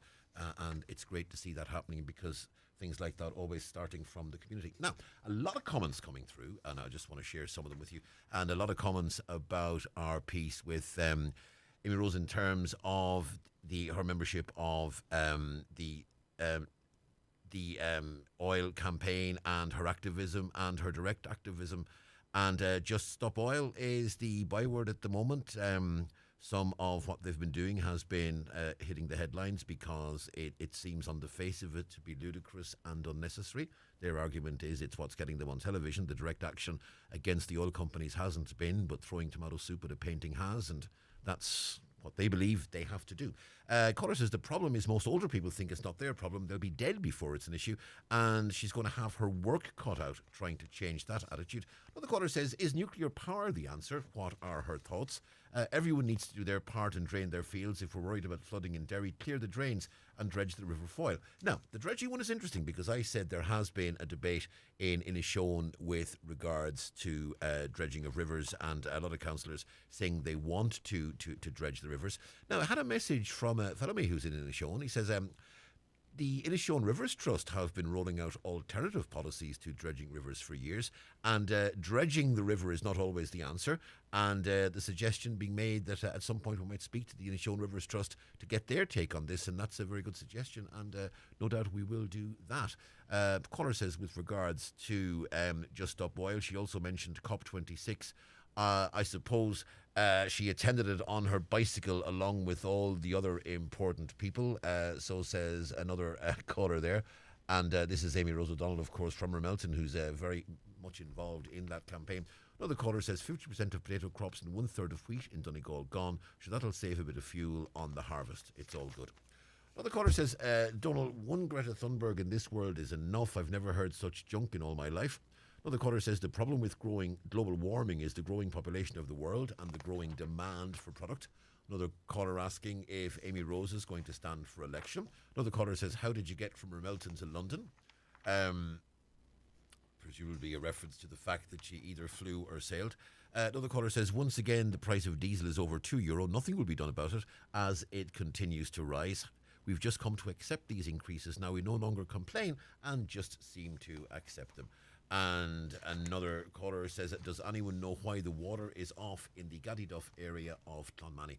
I do know if you go into water.ie, which is Irish Water's website, they may be able to throw some light on that subject.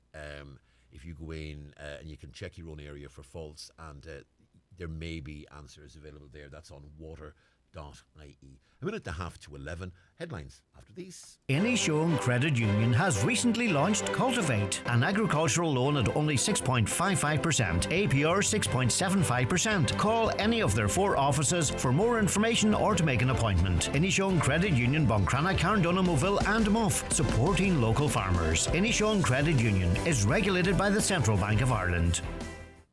In cold weather, why work with a red nose and blue fingers? Heat your garage or shed with a kerosene blow heater from Gortley Sales and Hire in Letterkenny. Call into Gortley Sales and Hire in Letterkenny, where you'll find heaters of all sizes for sale and hire at great value. At Electric Ireland, we're committed to helping our customers whenever they need it.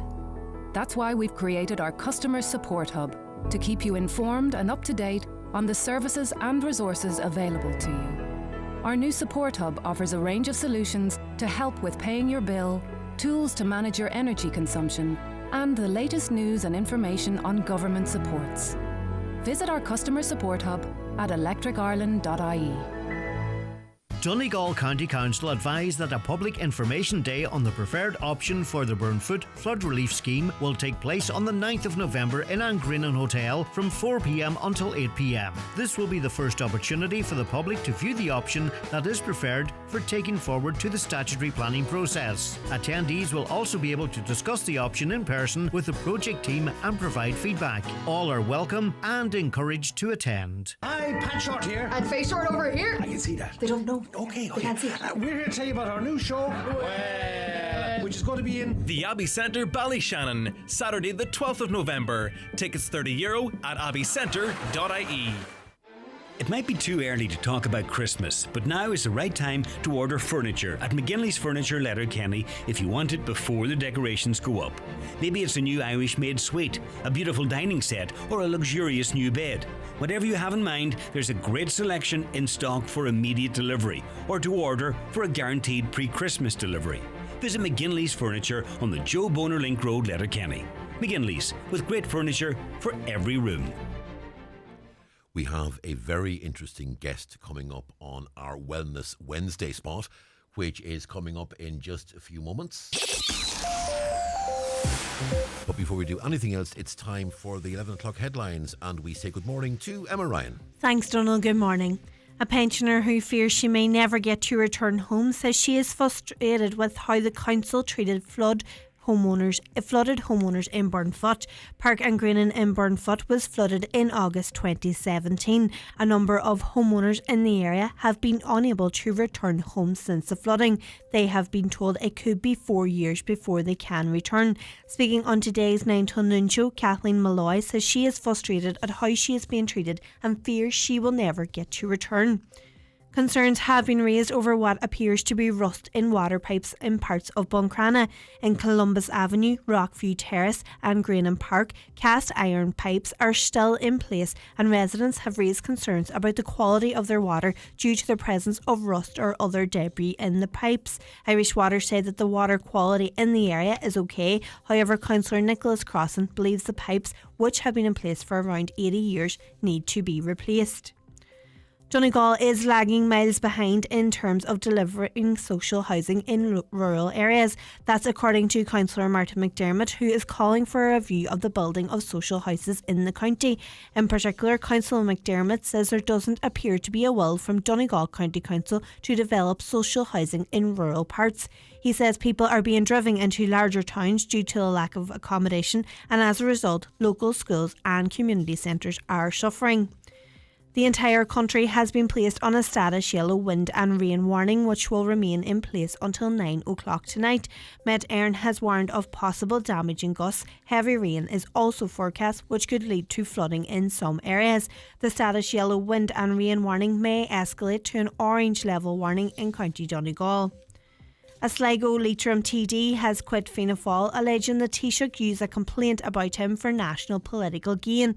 Mark McSharry confirmed his resignation in a statement this morning, saying Micheál Martin failed to allow due process in a bullying claim made against him by a local councillor. He was on the verge of being readmitted to Fianna Fáil a few weeks ago when the bullying claim emerged. And finally, an asylum seeker found dead in County Monaghan yesterday was originally from Nigeria. The 25-year-old's body was found on the grounds of the M Hotel just outside Carrickmacross after sustaining serious head injuries. A post-mortem examination is due to take place today, which will determine whether he'd been a victim of foul play. That's all for now. We'll be back with a news update again at 12 o'clock, but until then, good morning.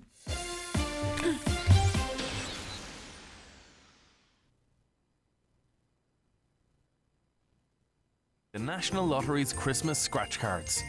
This year, you could scratch and win up to €100,000 instantly. Play the National Lottery's range of Christmas scratch cards. The National Lottery. It could be you. Gift responsibly. This is the third and final hour of the 9 till noon show. Wellness Wednesday time, and we're discussing the question, is everyone mad? The medicalisation of everyday life. The keynote lecture at the Allingham Festival is taking place in the Abbey Arts Centre in Ballyshannon on tomorrow evening, Thursday, at 8 o'clock. It's being delivered by Dr. Tony Bates. He's a clinical psychologist at Mindful Nation Ireland. And as I suggested there, the theme of the talk is Are We All Mad? The medicalisation of everyday life. And delighted to say Dr. Bates joins us on Zoom. Dr. Tony Bates, good morning. Good morning. Good morning. Great to be here. Tony, it's great to speak to you. Now, it's fair to say that over the past 10 years, there's been a focus on mental health like we've never seen before, and there's been public discussion of mental health like we've never seen before. But allied with that, there is a perception in some quarters, I don't know if this is fair to say, but you'll hear it suggested in some places now, but sure, we all have mental health problems and we all have mental health issues, and all too many of us are looking at medication as the answer to them. And this is the sort of thorny subject you're going to be addressing tomorrow night. Yes. I think that is a great place to begin. We all have mental health. We hear that mantra, and it sounds comforting in a way, but it's also confusing because more often than not, it seems to refer to troubling feelings, sadness, anxiety, worry.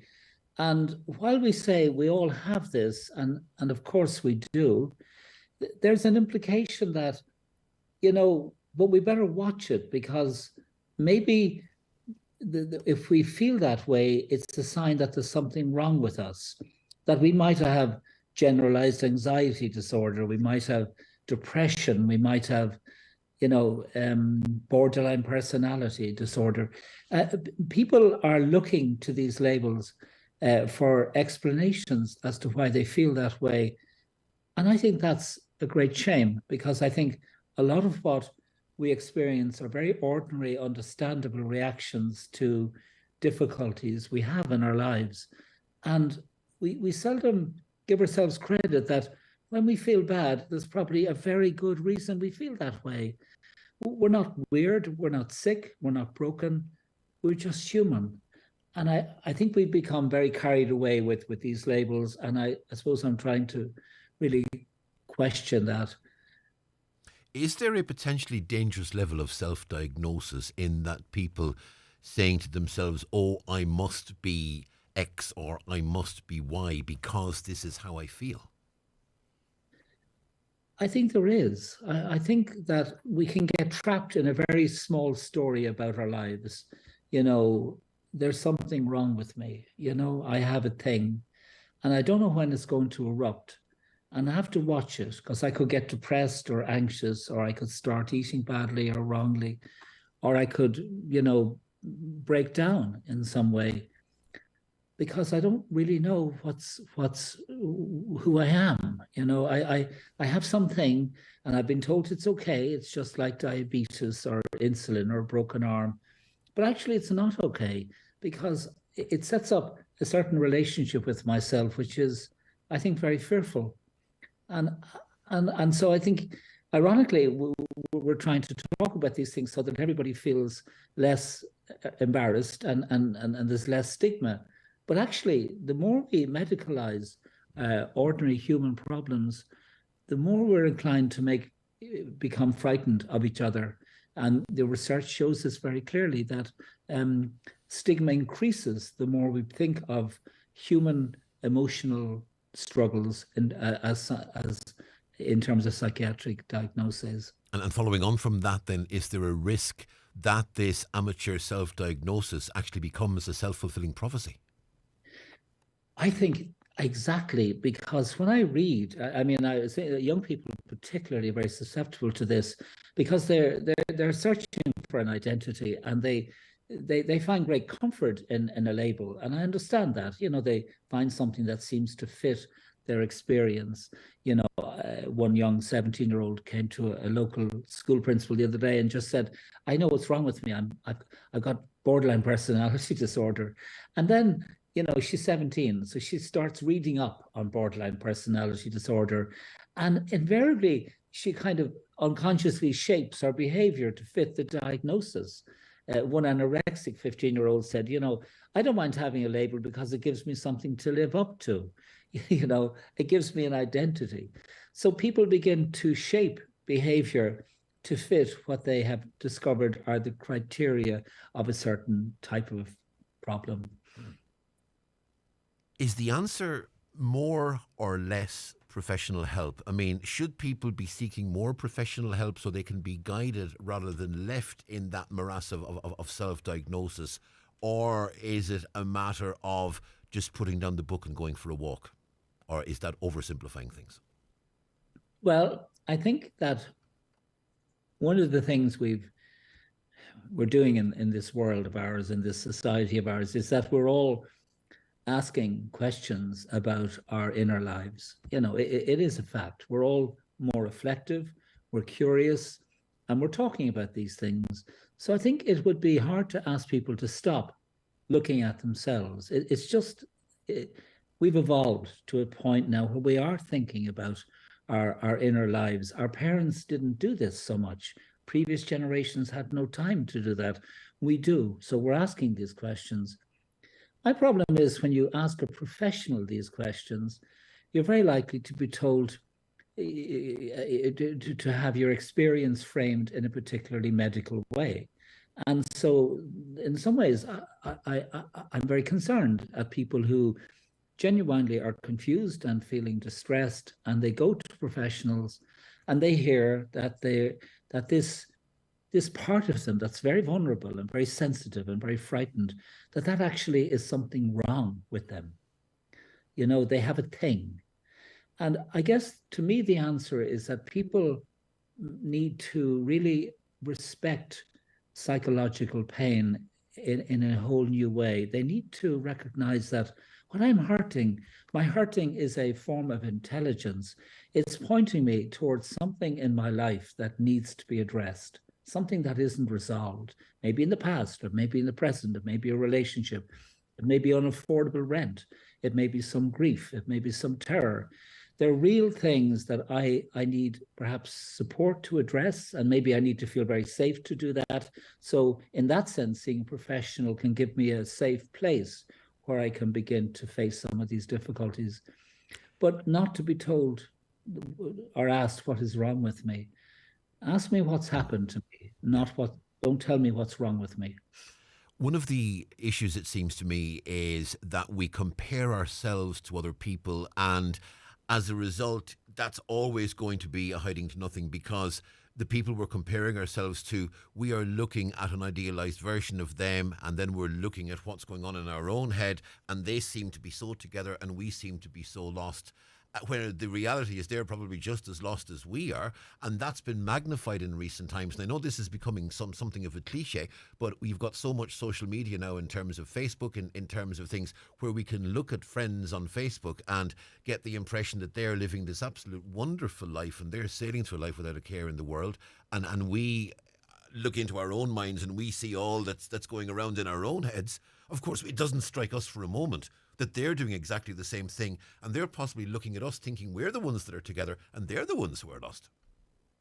Yeah, I mean, it's a kind of a crazy thing. In this sense, we're all mad, and it is true. The truth is that all of us are suffering in some way, and all of us have our own struggles. And sometimes those struggles are very private and we feel kind of ashamed, but we all have them. There is nobody who gets out alive when it comes to this world. You know, suffering is everywhere. It's just, you can't get, you, me, all of us. The question is, you know, how can I stop comparing myself with some ideal of what I think I should be, and begin to trust that who I am is enough? It is actually an amazing thing, this person that I am in this moment, right now. Not next year when I get my degree. No, right now. I have survived to this point. I have struggled with all kinds of things, and I'm still here. And, you know, I think we need, comparison is a form of self-rejection. You know, it's like, I'm kind of saying to myself, I'm not good enough. Well, you know what? You are good enough.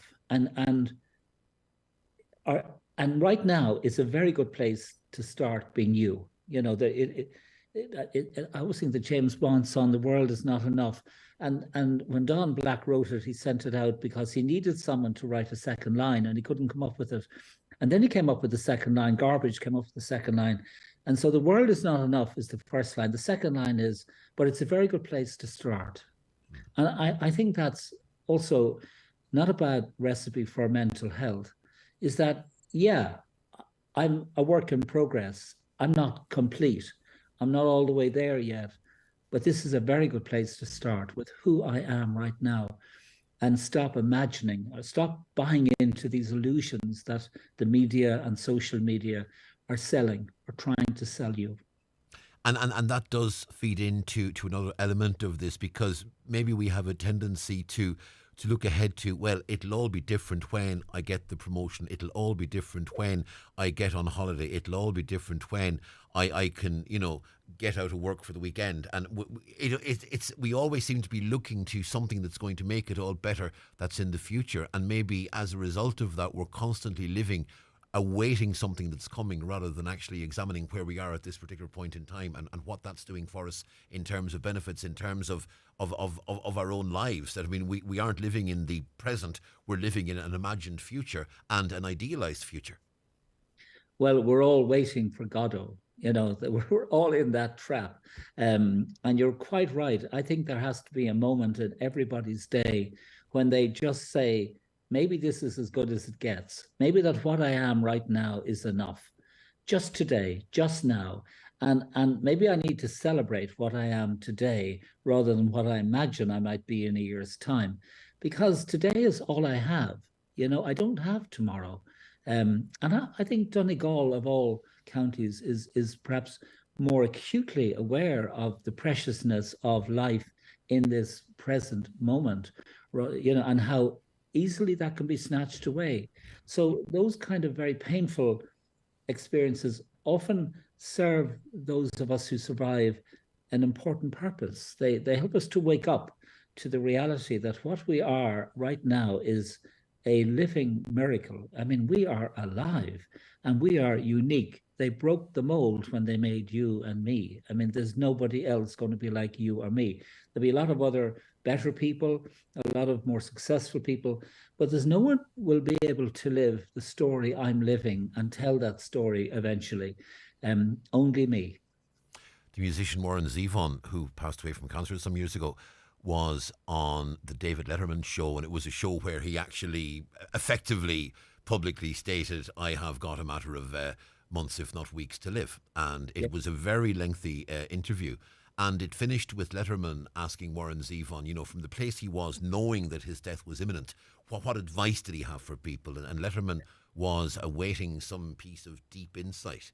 And Zevon looked up and he said, enjoy every sandwich.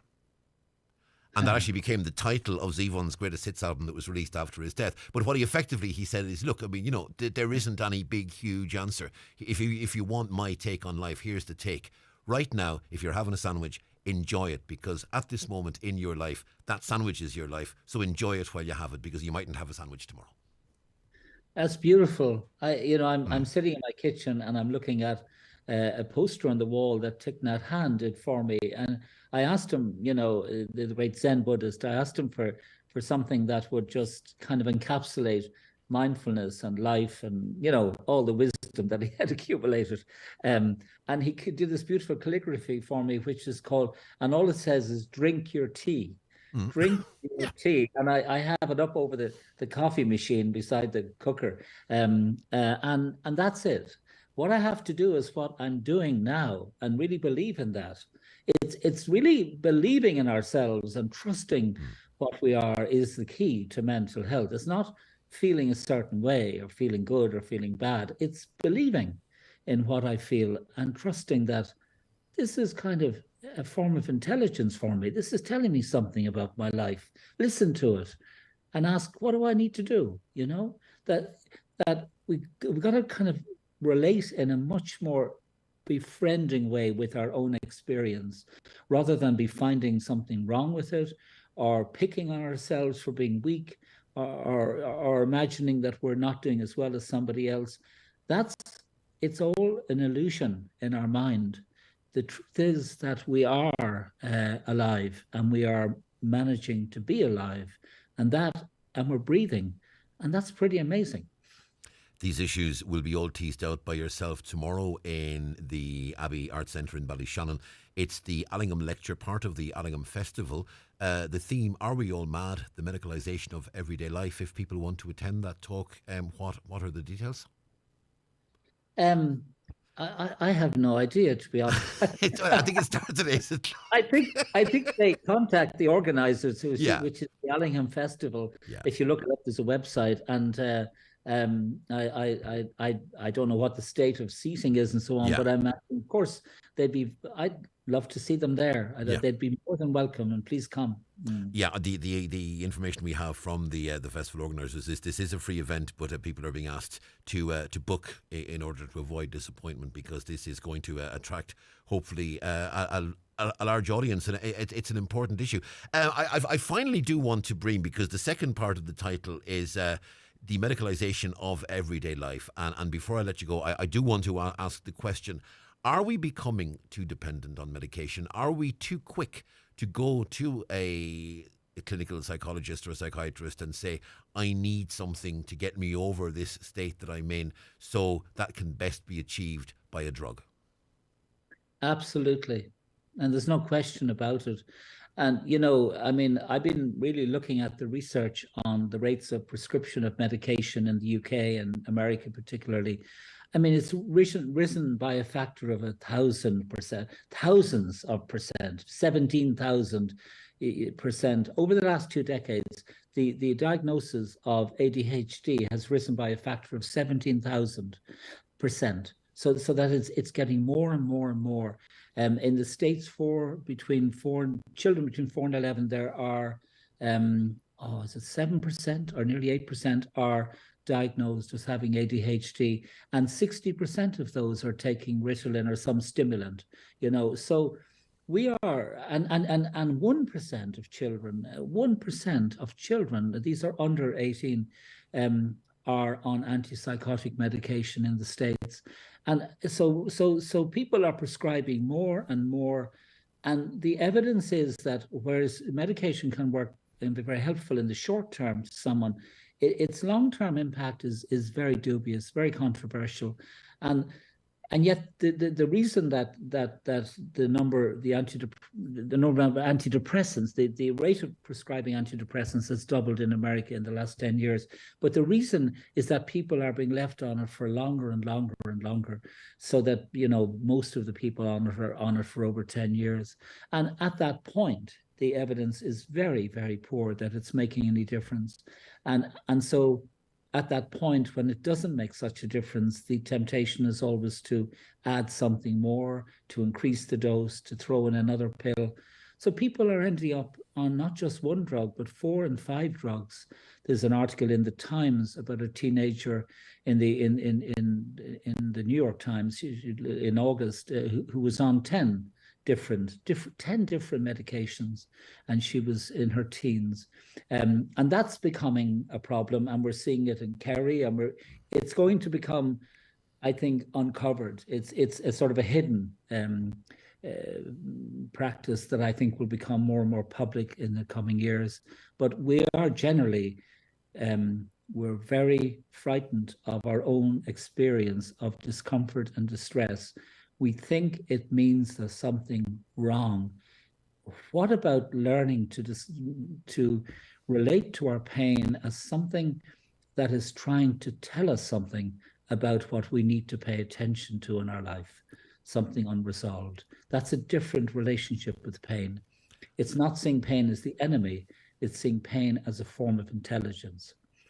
Are drugs and pills being used effectively because the system is so clogged up with waiting lists and people awaiting appointments that professionals in many cases don't have time to tease through issues and give each case the time it deserves, and a pill or a drug is the easiest way of putting a band-aid on the situation, and then that band-aid becomes the long-term solution by default?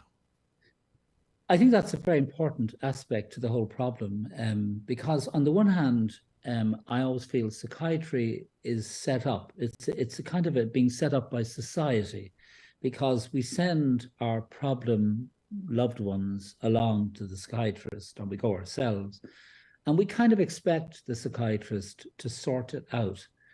And I think deep down we don't want to hear that the problems our loved ones are experiencing have anything to do with our family life, or the way we live in community, or the pressure we put kids under in school. We don't want to hear that. We would much prefer to hear that there's something wrong with that child, something abnormal in their brain, some disease that they have that has nothing to do with anybody else. It's their problem. And there is thankfully a drug that can treat it. So the psychiatrist is kind of encountering this every day, where there is this expectation on them. And also, they're terrified, particularly with young people, that if they send them out with no drug and no prescription, that same child could harm himself or herself, and they would be held responsible, which they probably would. So I think we also have to look at it from, it's not that there are all these bad psychiatrists who are giving out drugs, it's that we have created a story about our mental health difficulties, and everybody is trying to play a part in this story, but the story is no longer fit for purpose. It's not helping us, this biomedical story. And we need to get real, and we need to say that things happen to people in their lives, their circumstances, experiences, trauma, loss, and they affect us. They make us feel very upset and distressed, and that is real, and that we need to really create a society that acknowledges that's happening and looks at the reasons why it's happening and begins to address those rather than fix what we think is a disease inside somebody's head. And that's going to be discussed and explored further during the Allingham lecture that you're delivering tomorrow evening at the Abbey Arts Centre in Ballyshannon. For the moment, Dr. Tony Bates, thank you very much indeed for speaking to us this morning. It's been a fascinating conversation, and thank you for sharing your expertise. Thank you so much. And we wish you well tomorrow night. I'm sure it will be a full house, no doubt in my mind about that. That's Dr. Tony Bates there, and that discussion, as we say, taking place tomorrow in the Abbey Arts Centre in Ballyshannon. Now, we're going to change tack completely and go back to Inishowen, this time for some really good news, actually, because it was confirmed last Friday that Buncrana has won the Donegal section of the Tidy Towns Awards, joined by the chair of Buncrana Tidy Towns, William McKinney. William, good morning. Good morning. William, for many years now, Letterkenny has been number one in Donegal. Buncrana's been knocking on the door. Glenties and Malin, obviously, a great history and heritage in tidy towns as well. But now Buncrana, for the first time, has actually taken the top spot in the county. That's a huge vote of confidence in you and your colleagues. Yeah, not before time. We're knocking on the door for a number of years, and this year the judges at last have given us a healthy 50 points to finally beat Letterkenny. I could use another word, but I'll stick with beat Letterkenny. We were 4 points behind them going into this competition. Now we're 2 ahead of them. It's a great 6-point swing. They got 9 and we got 15. And we covered all 8 categories, tough categories to get marks. It's all finely tuned, and we did extremely well. So we're chuffed. We're over the moon. Also, the All-Ireland Pollinator Award, because the pollinator programme that's been running in Buncrana and Inishowen has been very important, and it's been spearheaded by yourselves. You've got that award, you've got the Regional Large Town Award as well. So, I mean, this very much is Buncrana's year as far as the SuperValu Tidy Towns competition is concerned. Yeah, very much so. We've been in the frame. Regional Award winners since the inception of the competition in 2015. We've won it outright in 2019 and 21, and we've signs to that effect put all around the shorefront. In terms of the future, we know some years ago Letterkenny took the national award. This year it was Trim in County Meath. I've no doubt you'll be looking at Trim's figures, looking at your own figures and thinking, yeah, we can catch them. Yeah, we're up a plateau and actually winning the county title, so we're looking to the next plateau, which would be the North, West and West regional awards, which Keju and County Roscommon, they're 7 points ahead of us. We're lying 7th in the North, West and West, and behind the national title holders, Trim County Meath, we are 357, they're 366, so they're 9 points ahead, which is doable over the next, you never know.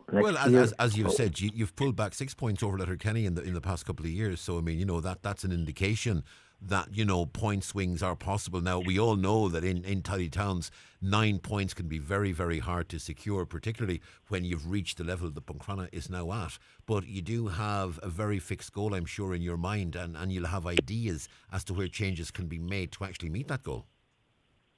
We do indeed, yeah. The key to it all is delegation, and that's just what we're doing, because we don't have a massive group of people with 15 volunteers, which is not great the size of Buncrana, which is category E, up to 7,500 of a population. Similar to Westport. Westport have won it a number of years. They're in our category. We seem to get more help from the council and more help from the people in general. Better community spirit, I think. So we need the likes of a spring clean-up where we get 50 people out. The likes of teachers like Denise Dowds and Amanda out of Schoolwara. They have Denise and the Playmates, and they're out now on Saturday mornings. We delegate routes for them to go, and it goes so much towards their Antashka Award. So, and also we have a very strong wildlife Inishowen, Colm George Carl, who integrate strongly into our submission for the Tidy Towns competition. With School Michigan with their bee boxes, and anyone else I missed. Plus Sinead, who has done a brilliant submission to the judges, and that's just great. Well, congratulations, William. As you say, you've overhauled Letterkenny, which will give Buncrana no end of satisfaction, I have no doubt. The aim is there for further progress. I mean, congratulations to yourselves, and hopefully the council and the community will recognise what's happening and get behind you even more, and just give that little bit of a push that Buncrana needs. And congratulations as well to Letterkenny, which has also done well, as have Donegal, Rafo, Moville and Glenties. Gola Island getting the Endeavour Award in Donegal this time round, and Castlefin and Dunlow also recognised, and 3 awards for Carrigart, which has taken Gaeltacht Awards on many occasions in the past. So great to see Donegal figuring prominently in that, and great to see Buncrana finally coming out on top. William McKinney, thanks indeed for speaking to us this morning. Thanks very much, sir. William. That's William McKinney, who's the chair of the Buncrana Tidy Towns competition, and delighted to note that Buncrana did take the Donegal County Award at the presentation there on Friday. It's just gone 11:30. Going to take a short break. Back after these. Treat your family or friends to a hamper this Christmas from Kelly Centra, Letterkenny. Kelly's have great hampers to suit all budgets, including luxury hampers available to collect or deliver. Also vouchers for Kelly's award-winning diner or Circle K fuel at the forecourt. Great gift ideas at Kelly Centra, Mountaintop, Letterkenny. Call 91222026. At ESB Networks, we're connecting Ireland to a clean electric future. And as part of the National Smart Metering Programme, we're now installing smart electricity meters in your area. Your new smart meter will reduce the need for estimated bills, help you to manage your electricity usage more efficiently, and enable you to access smart electricity products and services. We'll contact you before your meter is installed. Find out more at esbnetworks.ie/smartmeter. Do you know how digital skills can benefit you as an employer or as an employee? Skills to Advance has a new Digital Skills for Business program that will help build digital confidence at work. For more information on how to access this highly subsidised flexible training, contact your local education and training board or visit skillstoadvance.ie. Skills to Advance. Boost skills, boost business. Brought to you by Solus and the ETBs, an initiative of the Government of Ireland. I'm nipping to Super Value. Okay, tea, bread, weekly voucher on my app. Oh, and a year's free shopping. Your trip to Super Value could look even better with our new Real Rewards Scan to Win monthly prize draw. Every scan of your Real Rewards card equals 1 chance to win. This November, there's 4 one-year free shopping prizes, a trip to Cannes, a prize to be won in every Super Value, and more. So, start scanning. T's and C's apply. See supervalue.ie for full details on how to enter. 1 year free shopping value is €5,200. Donegal Creameries Milk and Homeland stores have teamed up to reward their loyal customers with €10 off. Just collect 30 tokens from Donegal Creameries Milks and receive a €10 off voucher, which can be redeemed in one of 34 Homeland stores or on homeland.ie when you spend €50 or more on fuel, feed, garden, agri-pet, paint and more. Limited time offer, so start collecting tokens from Donegal Creameries Milk today. Live electricity wires are always near, and coming close to them can be dangerous. So always ask yourself, are you sure it's safe? Look out for electricity wires above and below you. If in doubt, call us on 1800 372 999 it might just save your life. ESB Networks. Stay safe and stay clear of electricity wires. Christmas can be expensive and a stressful time of year, and we here at McElhinney's are delighted to offer our customers a fantastic opportunity to join our Christmas layaway club. Have your special someone receive the Christmas gift they deserve this festive season and get the cost of Christmas all wrapped up only at McElhinney's Ballybuffet. McDade's Bathroom Plumbing and Tiles, serving the Northwest for over 40 years. Explore our showroom with more than 40 displays. Choose from an array of shower doors, shower trays, baths and bathroom accessories. Speak with an expert about tile selection and wall paneling. We also stock an array of plumbing, heating and stove spare parts, as well as a great selection of kitchen mixers and radiators at our trade counter. Our stove department is also available for you to choose a style that suits your needs and complements your home. McDade's Bathroom Plumbing Tiles, we're here for you. We all need to top up now and again. If you are pregnant, your flu and COVID-19 vaccines will give your immune system the top up it needs to help protect you in the months ahead. Both flu and COVID-19 can cause serious illness in pregnancy, and your vaccines will help protect you and your baby. So put a vaccine appointment on your to-do list or talk to your doctor or midwife. Visit hsc.ie for more information. From the HSC. Promote your business 365 days of the year with a personalised calendar from BizPrint in Letterkenny. Order yours today from BizPrint the Printers, Port Road, Letterkenny. See bizprint.ie. Something new could be in your future. Something brand new, worth a bit, quite a bit, and it could be yours. Shh. Tune in to the 9 to Noon Show for more details. Business Matters in association with the Faculty of Business at ATU Donegal. Looking for a career in financial services? Consider the Level 9 MA in Governance and IT in Financial Services. Take the next step in your career and contact the Exec Ed Coordinator on 9186206 or email execed, execed at atu.ie today. This is the 9 till noon show, and it's Wednesday morning, which means it is time for Business Matters. Delighted once again to welcome Kieran O'Donnell, the presenter of that programme, into studio. Kieran, good morning. Good morning, Donal. I hope we're in. Oh, you're on the other mic. Oh, that's confused me. No, hang on. I just need to press a button here. Just bear with me now for 1 second, Kieran. And if I press you, right, it's locked. So. Right, you've moved to... Could you go over to that mic on your right, actually, if you don't mind, Kieran? It'll make things easier, if you don't mind. Just pull that down in front of you. Professional radio, folks, at its best. And once again, I will say, Kieran, good morning. Good morning, Donal. Wasn't that seamless? Great to see you as always, Kieran.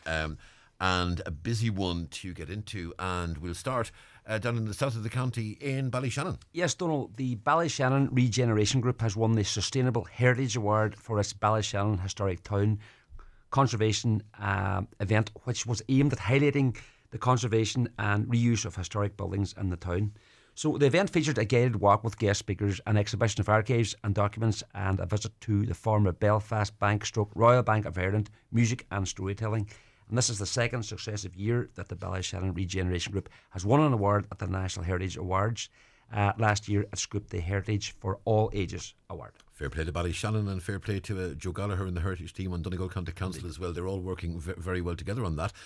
Local company launches Sustainathon. This is Tata Consultancy Services, TCS. Yeah, better known as TCS, is right, Donal, has announced the launch of the 2022 UK and Ireland Sustainathon, a problem-solving competition that challenges university students to address corporate sustainability problems through innovative digital technology, creativity and teamwork.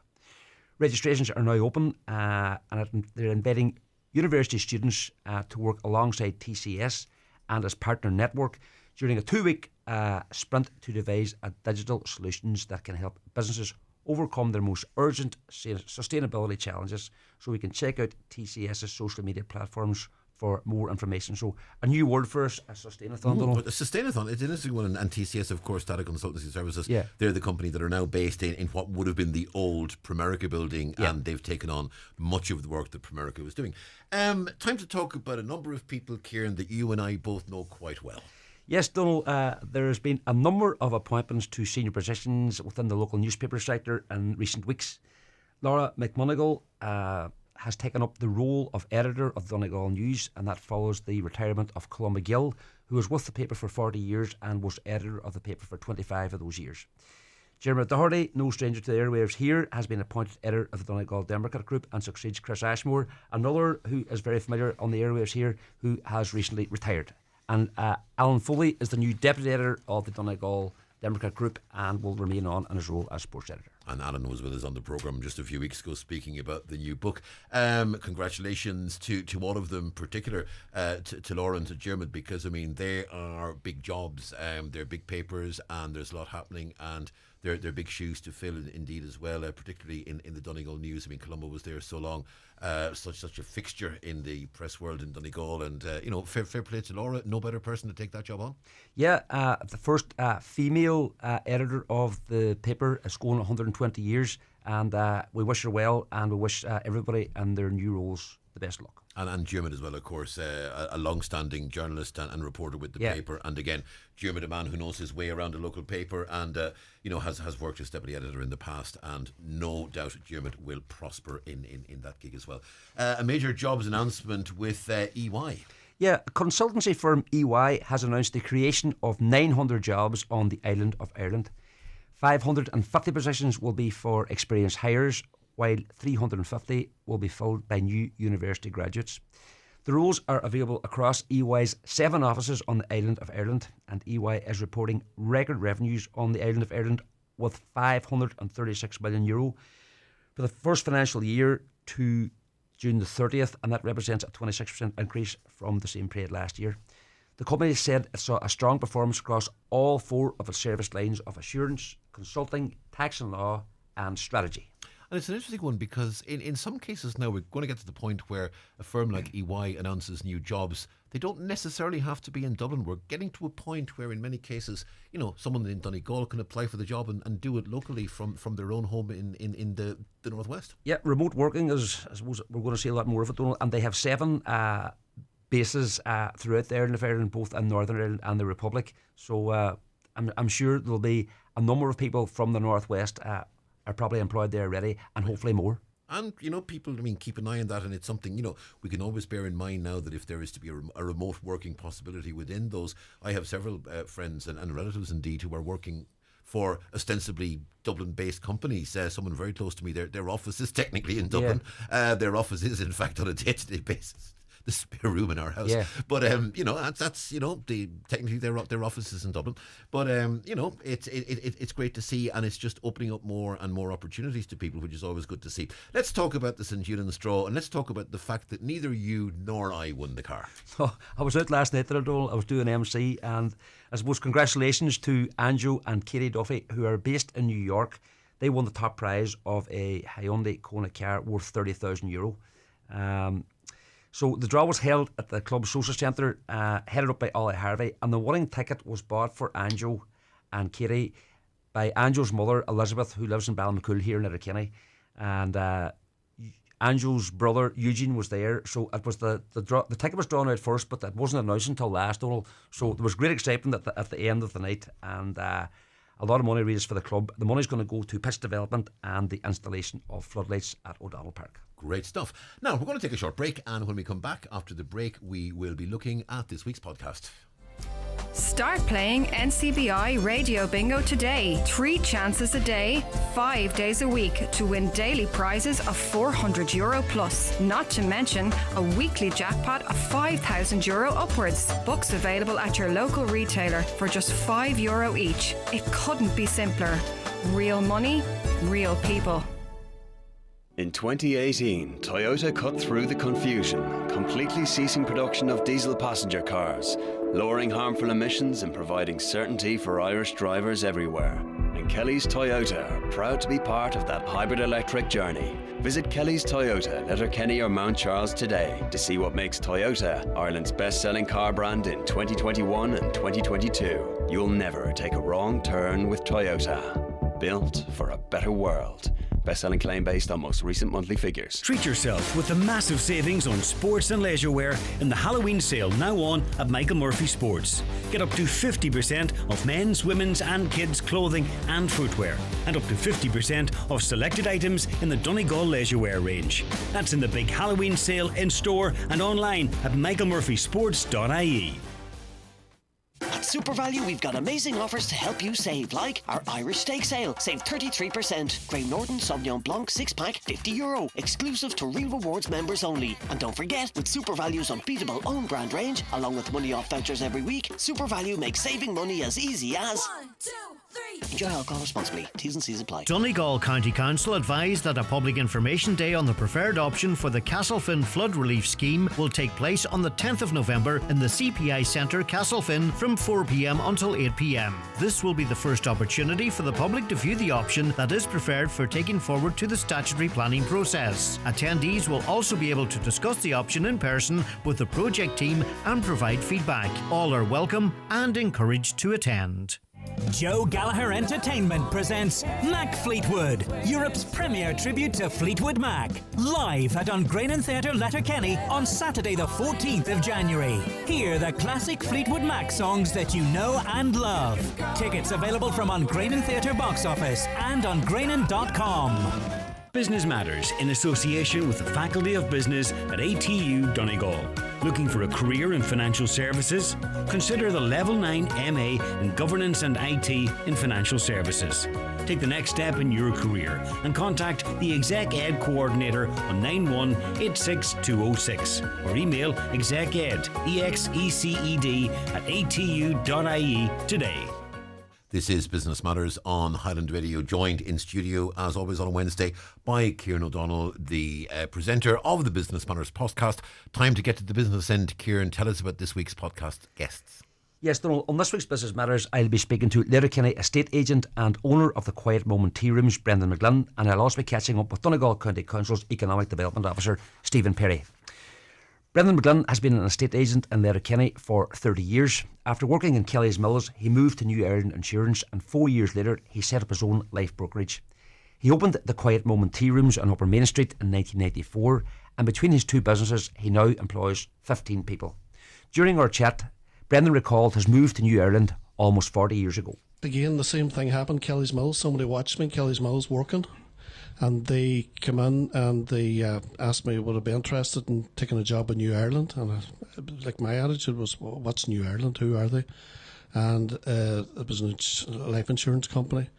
And I done an interview, and on a Friday evening I went to a rugby match along with the late Sean McDade. We went away to Dublin for the weekend, and when I come back, my mum said, that man was there for the insurance company, he got the job. And I said, do you know what, I think I'll take it. And I took it, and I never looked back after it. Then that was the start of me getting into the insurance business. And I remember going out to Josie Collins, was the first customer and out, and she gave me the biggest kiss ever. She was so delighted to see somebody from Letterkenny starting a new job, and I always remember that, and that's 40 years ago now. And that's Brendan McGlynn. A fascinating piece, Kieran, well worth listening to the whole podcast to get that full story. And now to Stephen Perry. Yeah, the 2022 Buy Donegal campaign gets underway in earnest on Friday next, November the 11th.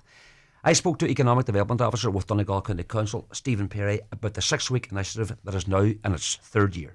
Any business in Donegal can take part in this. It's particularly suitable to those that might be under the tree at Christmas, so that can be offered at that time of year that those tend to do particularly well. But as I said, it's open to all, and we've been very fortunate to have the larger brands and businesses, the likes of the McElhennys, the likes of the Football Special, who probably have that international and global reach already, come in behind this campaign and work and support the smaller organisations, the individual creators, designers, makers, and that's, I think, what's been one of the keys to the success of Buy Donegal over the past 2 years. So, Kieran, the podcast is available, and how can people access it? Yeah, at highlandradio.com or wherever they get their podcast, Donald. And if people want to get in touch with yourself? Yeah, just drop an email, please, businessmatters@highlandradio.com. Kieran, thank you very much indeed. That's Kieran O'Donnell with the Business Matters podcast. It's available on our website, highlandradio.com, and it can also be heard on Sunday evening after the 6 o'clock news. Kieran, as always, thank you very much indeed. Good morning, Donal. Thank you. Okay, let's move on. A couple of your comments before we go to our final item on the programme this morning. That girl from Melton, that's Amy Rose O'Donnell, very passionate in what she believes in and what she said that she and her friends are doing, but they're wasting their time and energy. The COPs were unsuccessful, so will COP27. Did she ever hear of the 7 last plagues? It's all in the good book. The earth will not be destroyed by water again, but by fire. And that's from Mary. Another caller says, Amy Rose is fantastic. We need more passionate young people like her. Again, this courageous young lady from Melton is totally right. The world has to move away from oil. Good luck to her going forward. Another caller says, ask that girl if she had a baby tomorrow, would she use disposable nappies? Because I have young ones and they talk the same way. But when asked about disposable nappies, they can't answer. Another caller says, where is that girl getting her news? I came to Donegal in 1981. They told us that the water would meet between Malin and Culdaff in 50 years, but nearly up to no change. She is looking to be heard. What are we going to do? Go back to the horse and cart, asks a caller. Now we are going to go to the Competition and Consumer Protection Commission because we're looking at the closure of Ulster Bank and KBC Bank, and we heard disturbing figures today that 1 in 8 people, that's 12.5%, have not yet opened new accounts, joined by the Deputy Director of Communications at the CPCPC, and that is Muriel Dolan. Muriel, good morning. Good morning, Donal. How are you? Very well indeed, thank you. Muriel, we're hearing research that over 50% of people have had difficulty opening new accounts and 12.5% simply haven't done it. At this point in the process, given all the publicity, given all the ads, given all the warnings, that's concerning.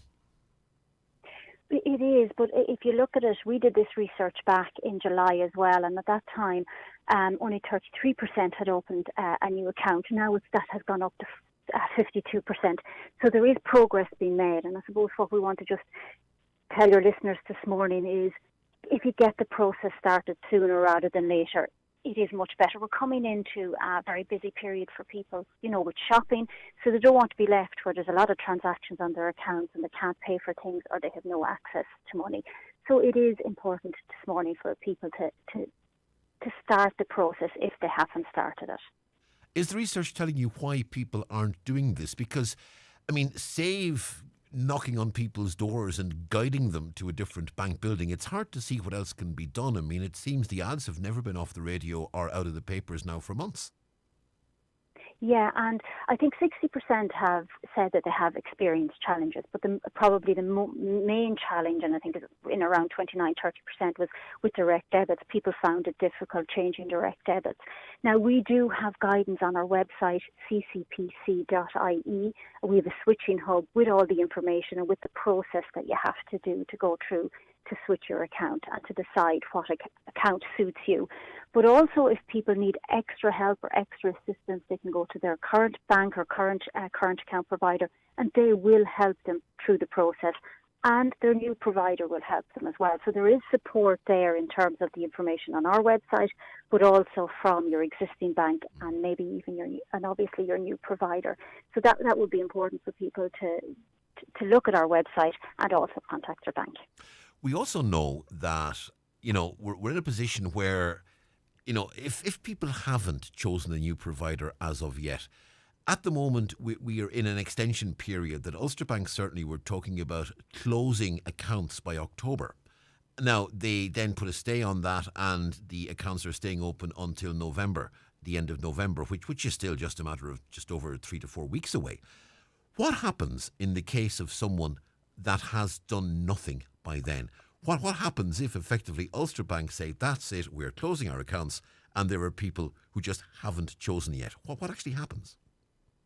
Yes, and I suppose in fairness to Ulster Bank, they have given everyone at least 6 months' notice, so they have been trying to contact people who are going to be in that situation, but they have said that they are going to start freezing accounts. So even if that does happen to somebody, we would encourage them to contact even, at a late date, contact Ulster Bank and try and work something out with them. But they have said that they are going to start freezing accounts. And what that means is that you won't be able to access your account, you won't be able to pay for things on your debit card. so it is really important for people to start the process. But if they do find themselves in that situation where their account is frozen, they should contact Ulster Bank straight away, and hopefully something will be able to be done for them. And at least if they could start the process, and if Ulster Bank has seen that they've started the process, they will more than likely unfreeze the account. But it will be on a case-by-case basis. And how long should it take to get this organised? Because there was a time when, to switch from one bank to the other was reasonably straightforward. It seems that's not the case anymore, and there's a lot of bureaucracy to be gone through. I think that the process has always been the same. The problem is that there's so many people switching at the same time because two banks are leaving. But it probably... And it does depend on how busy your account. And what I mean by that is if you have an awful lot of direct debits on your account, you have a lot of payments coming in, it probably will take a little bit longer to get everything together. But it is important to start the process. And if the bank sees that you have started the process, you've opened a new account, and you're starting to change over all your payments coming in and payments going out of your account, well, then it's unlikely that they'll probably freeze your account. But give it probably 2 months, just if your account is very busy. And as I said, your bank will give you support where you need it. There is also the central bank switching code, and if you use that, if it's suitable for you to use that, it does take some of the administrative burden off of you and back onto your existing bank and your new provider. So that is also an option for consumers. And we are coming into a time of the year when traditionally spending can be high, particularly in terms of the buying of gifts and so on and so forth. So from that point of view, maybe the last thing you need is to have a bank account frozen going into December and the Christmas shopping period. So it's in people's interests, really, to try and get their accounts and their finances regularised as quickly as possible. Because, the last thing you're going to want is to find yourself with a frozen bank account and no access to cash in the middle of December. Yeah, and that is very true, and that's why we're encouraging people to even start by looking at our website today. We have a switching hub. It goes through all the steps that you have to take to switch your account, and also if you just need some extra assistance, go back to your bank, talk to them today. It might take a little while to get an in-person meeting with them, but at least if you ring them and put your name on the list, they know you're there and they know you're going to try and start the process of switching. ccpc.ie is your website, and people can find all the relevant links and directions there. And people then, as you're saying as well, should be contacting their own bank. But the most important message today is if you haven't chosen a new provider, do so as quickly as possible and start the process now. Muriel Dolan, Deputy Director of Communications at the CCPC, thanks indeed for speaking to us this morning.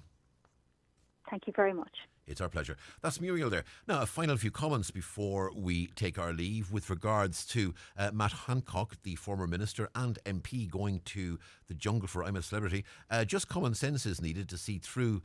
He's an ex-UK health minister. His party boss threw him out of the party. We'll see if he's invited back like Nadine Dorris was 6 months later. Another caller says, in relation to the piece with Dr. Bates, what are the statistics on our rates of ADHD in children and our country in comparison to the rest of Europe? What are the stats in terms of children diagnosed with ADHD in families with unemployed parents? Another caller says, TikTok has convinced me I have ADHD. It's hard to know what's true or not when women are usually underdiagnosed for neurodivergency. Another caller says, a much-loved 6-month black Cocker Spaniel is missing from the Kavanagh and Cavanhill area of Lifford. Answers to the name of Diesel. Please contact 086 238 6882. And finally, I just want to mention this because it's somewhat worrying and distressing.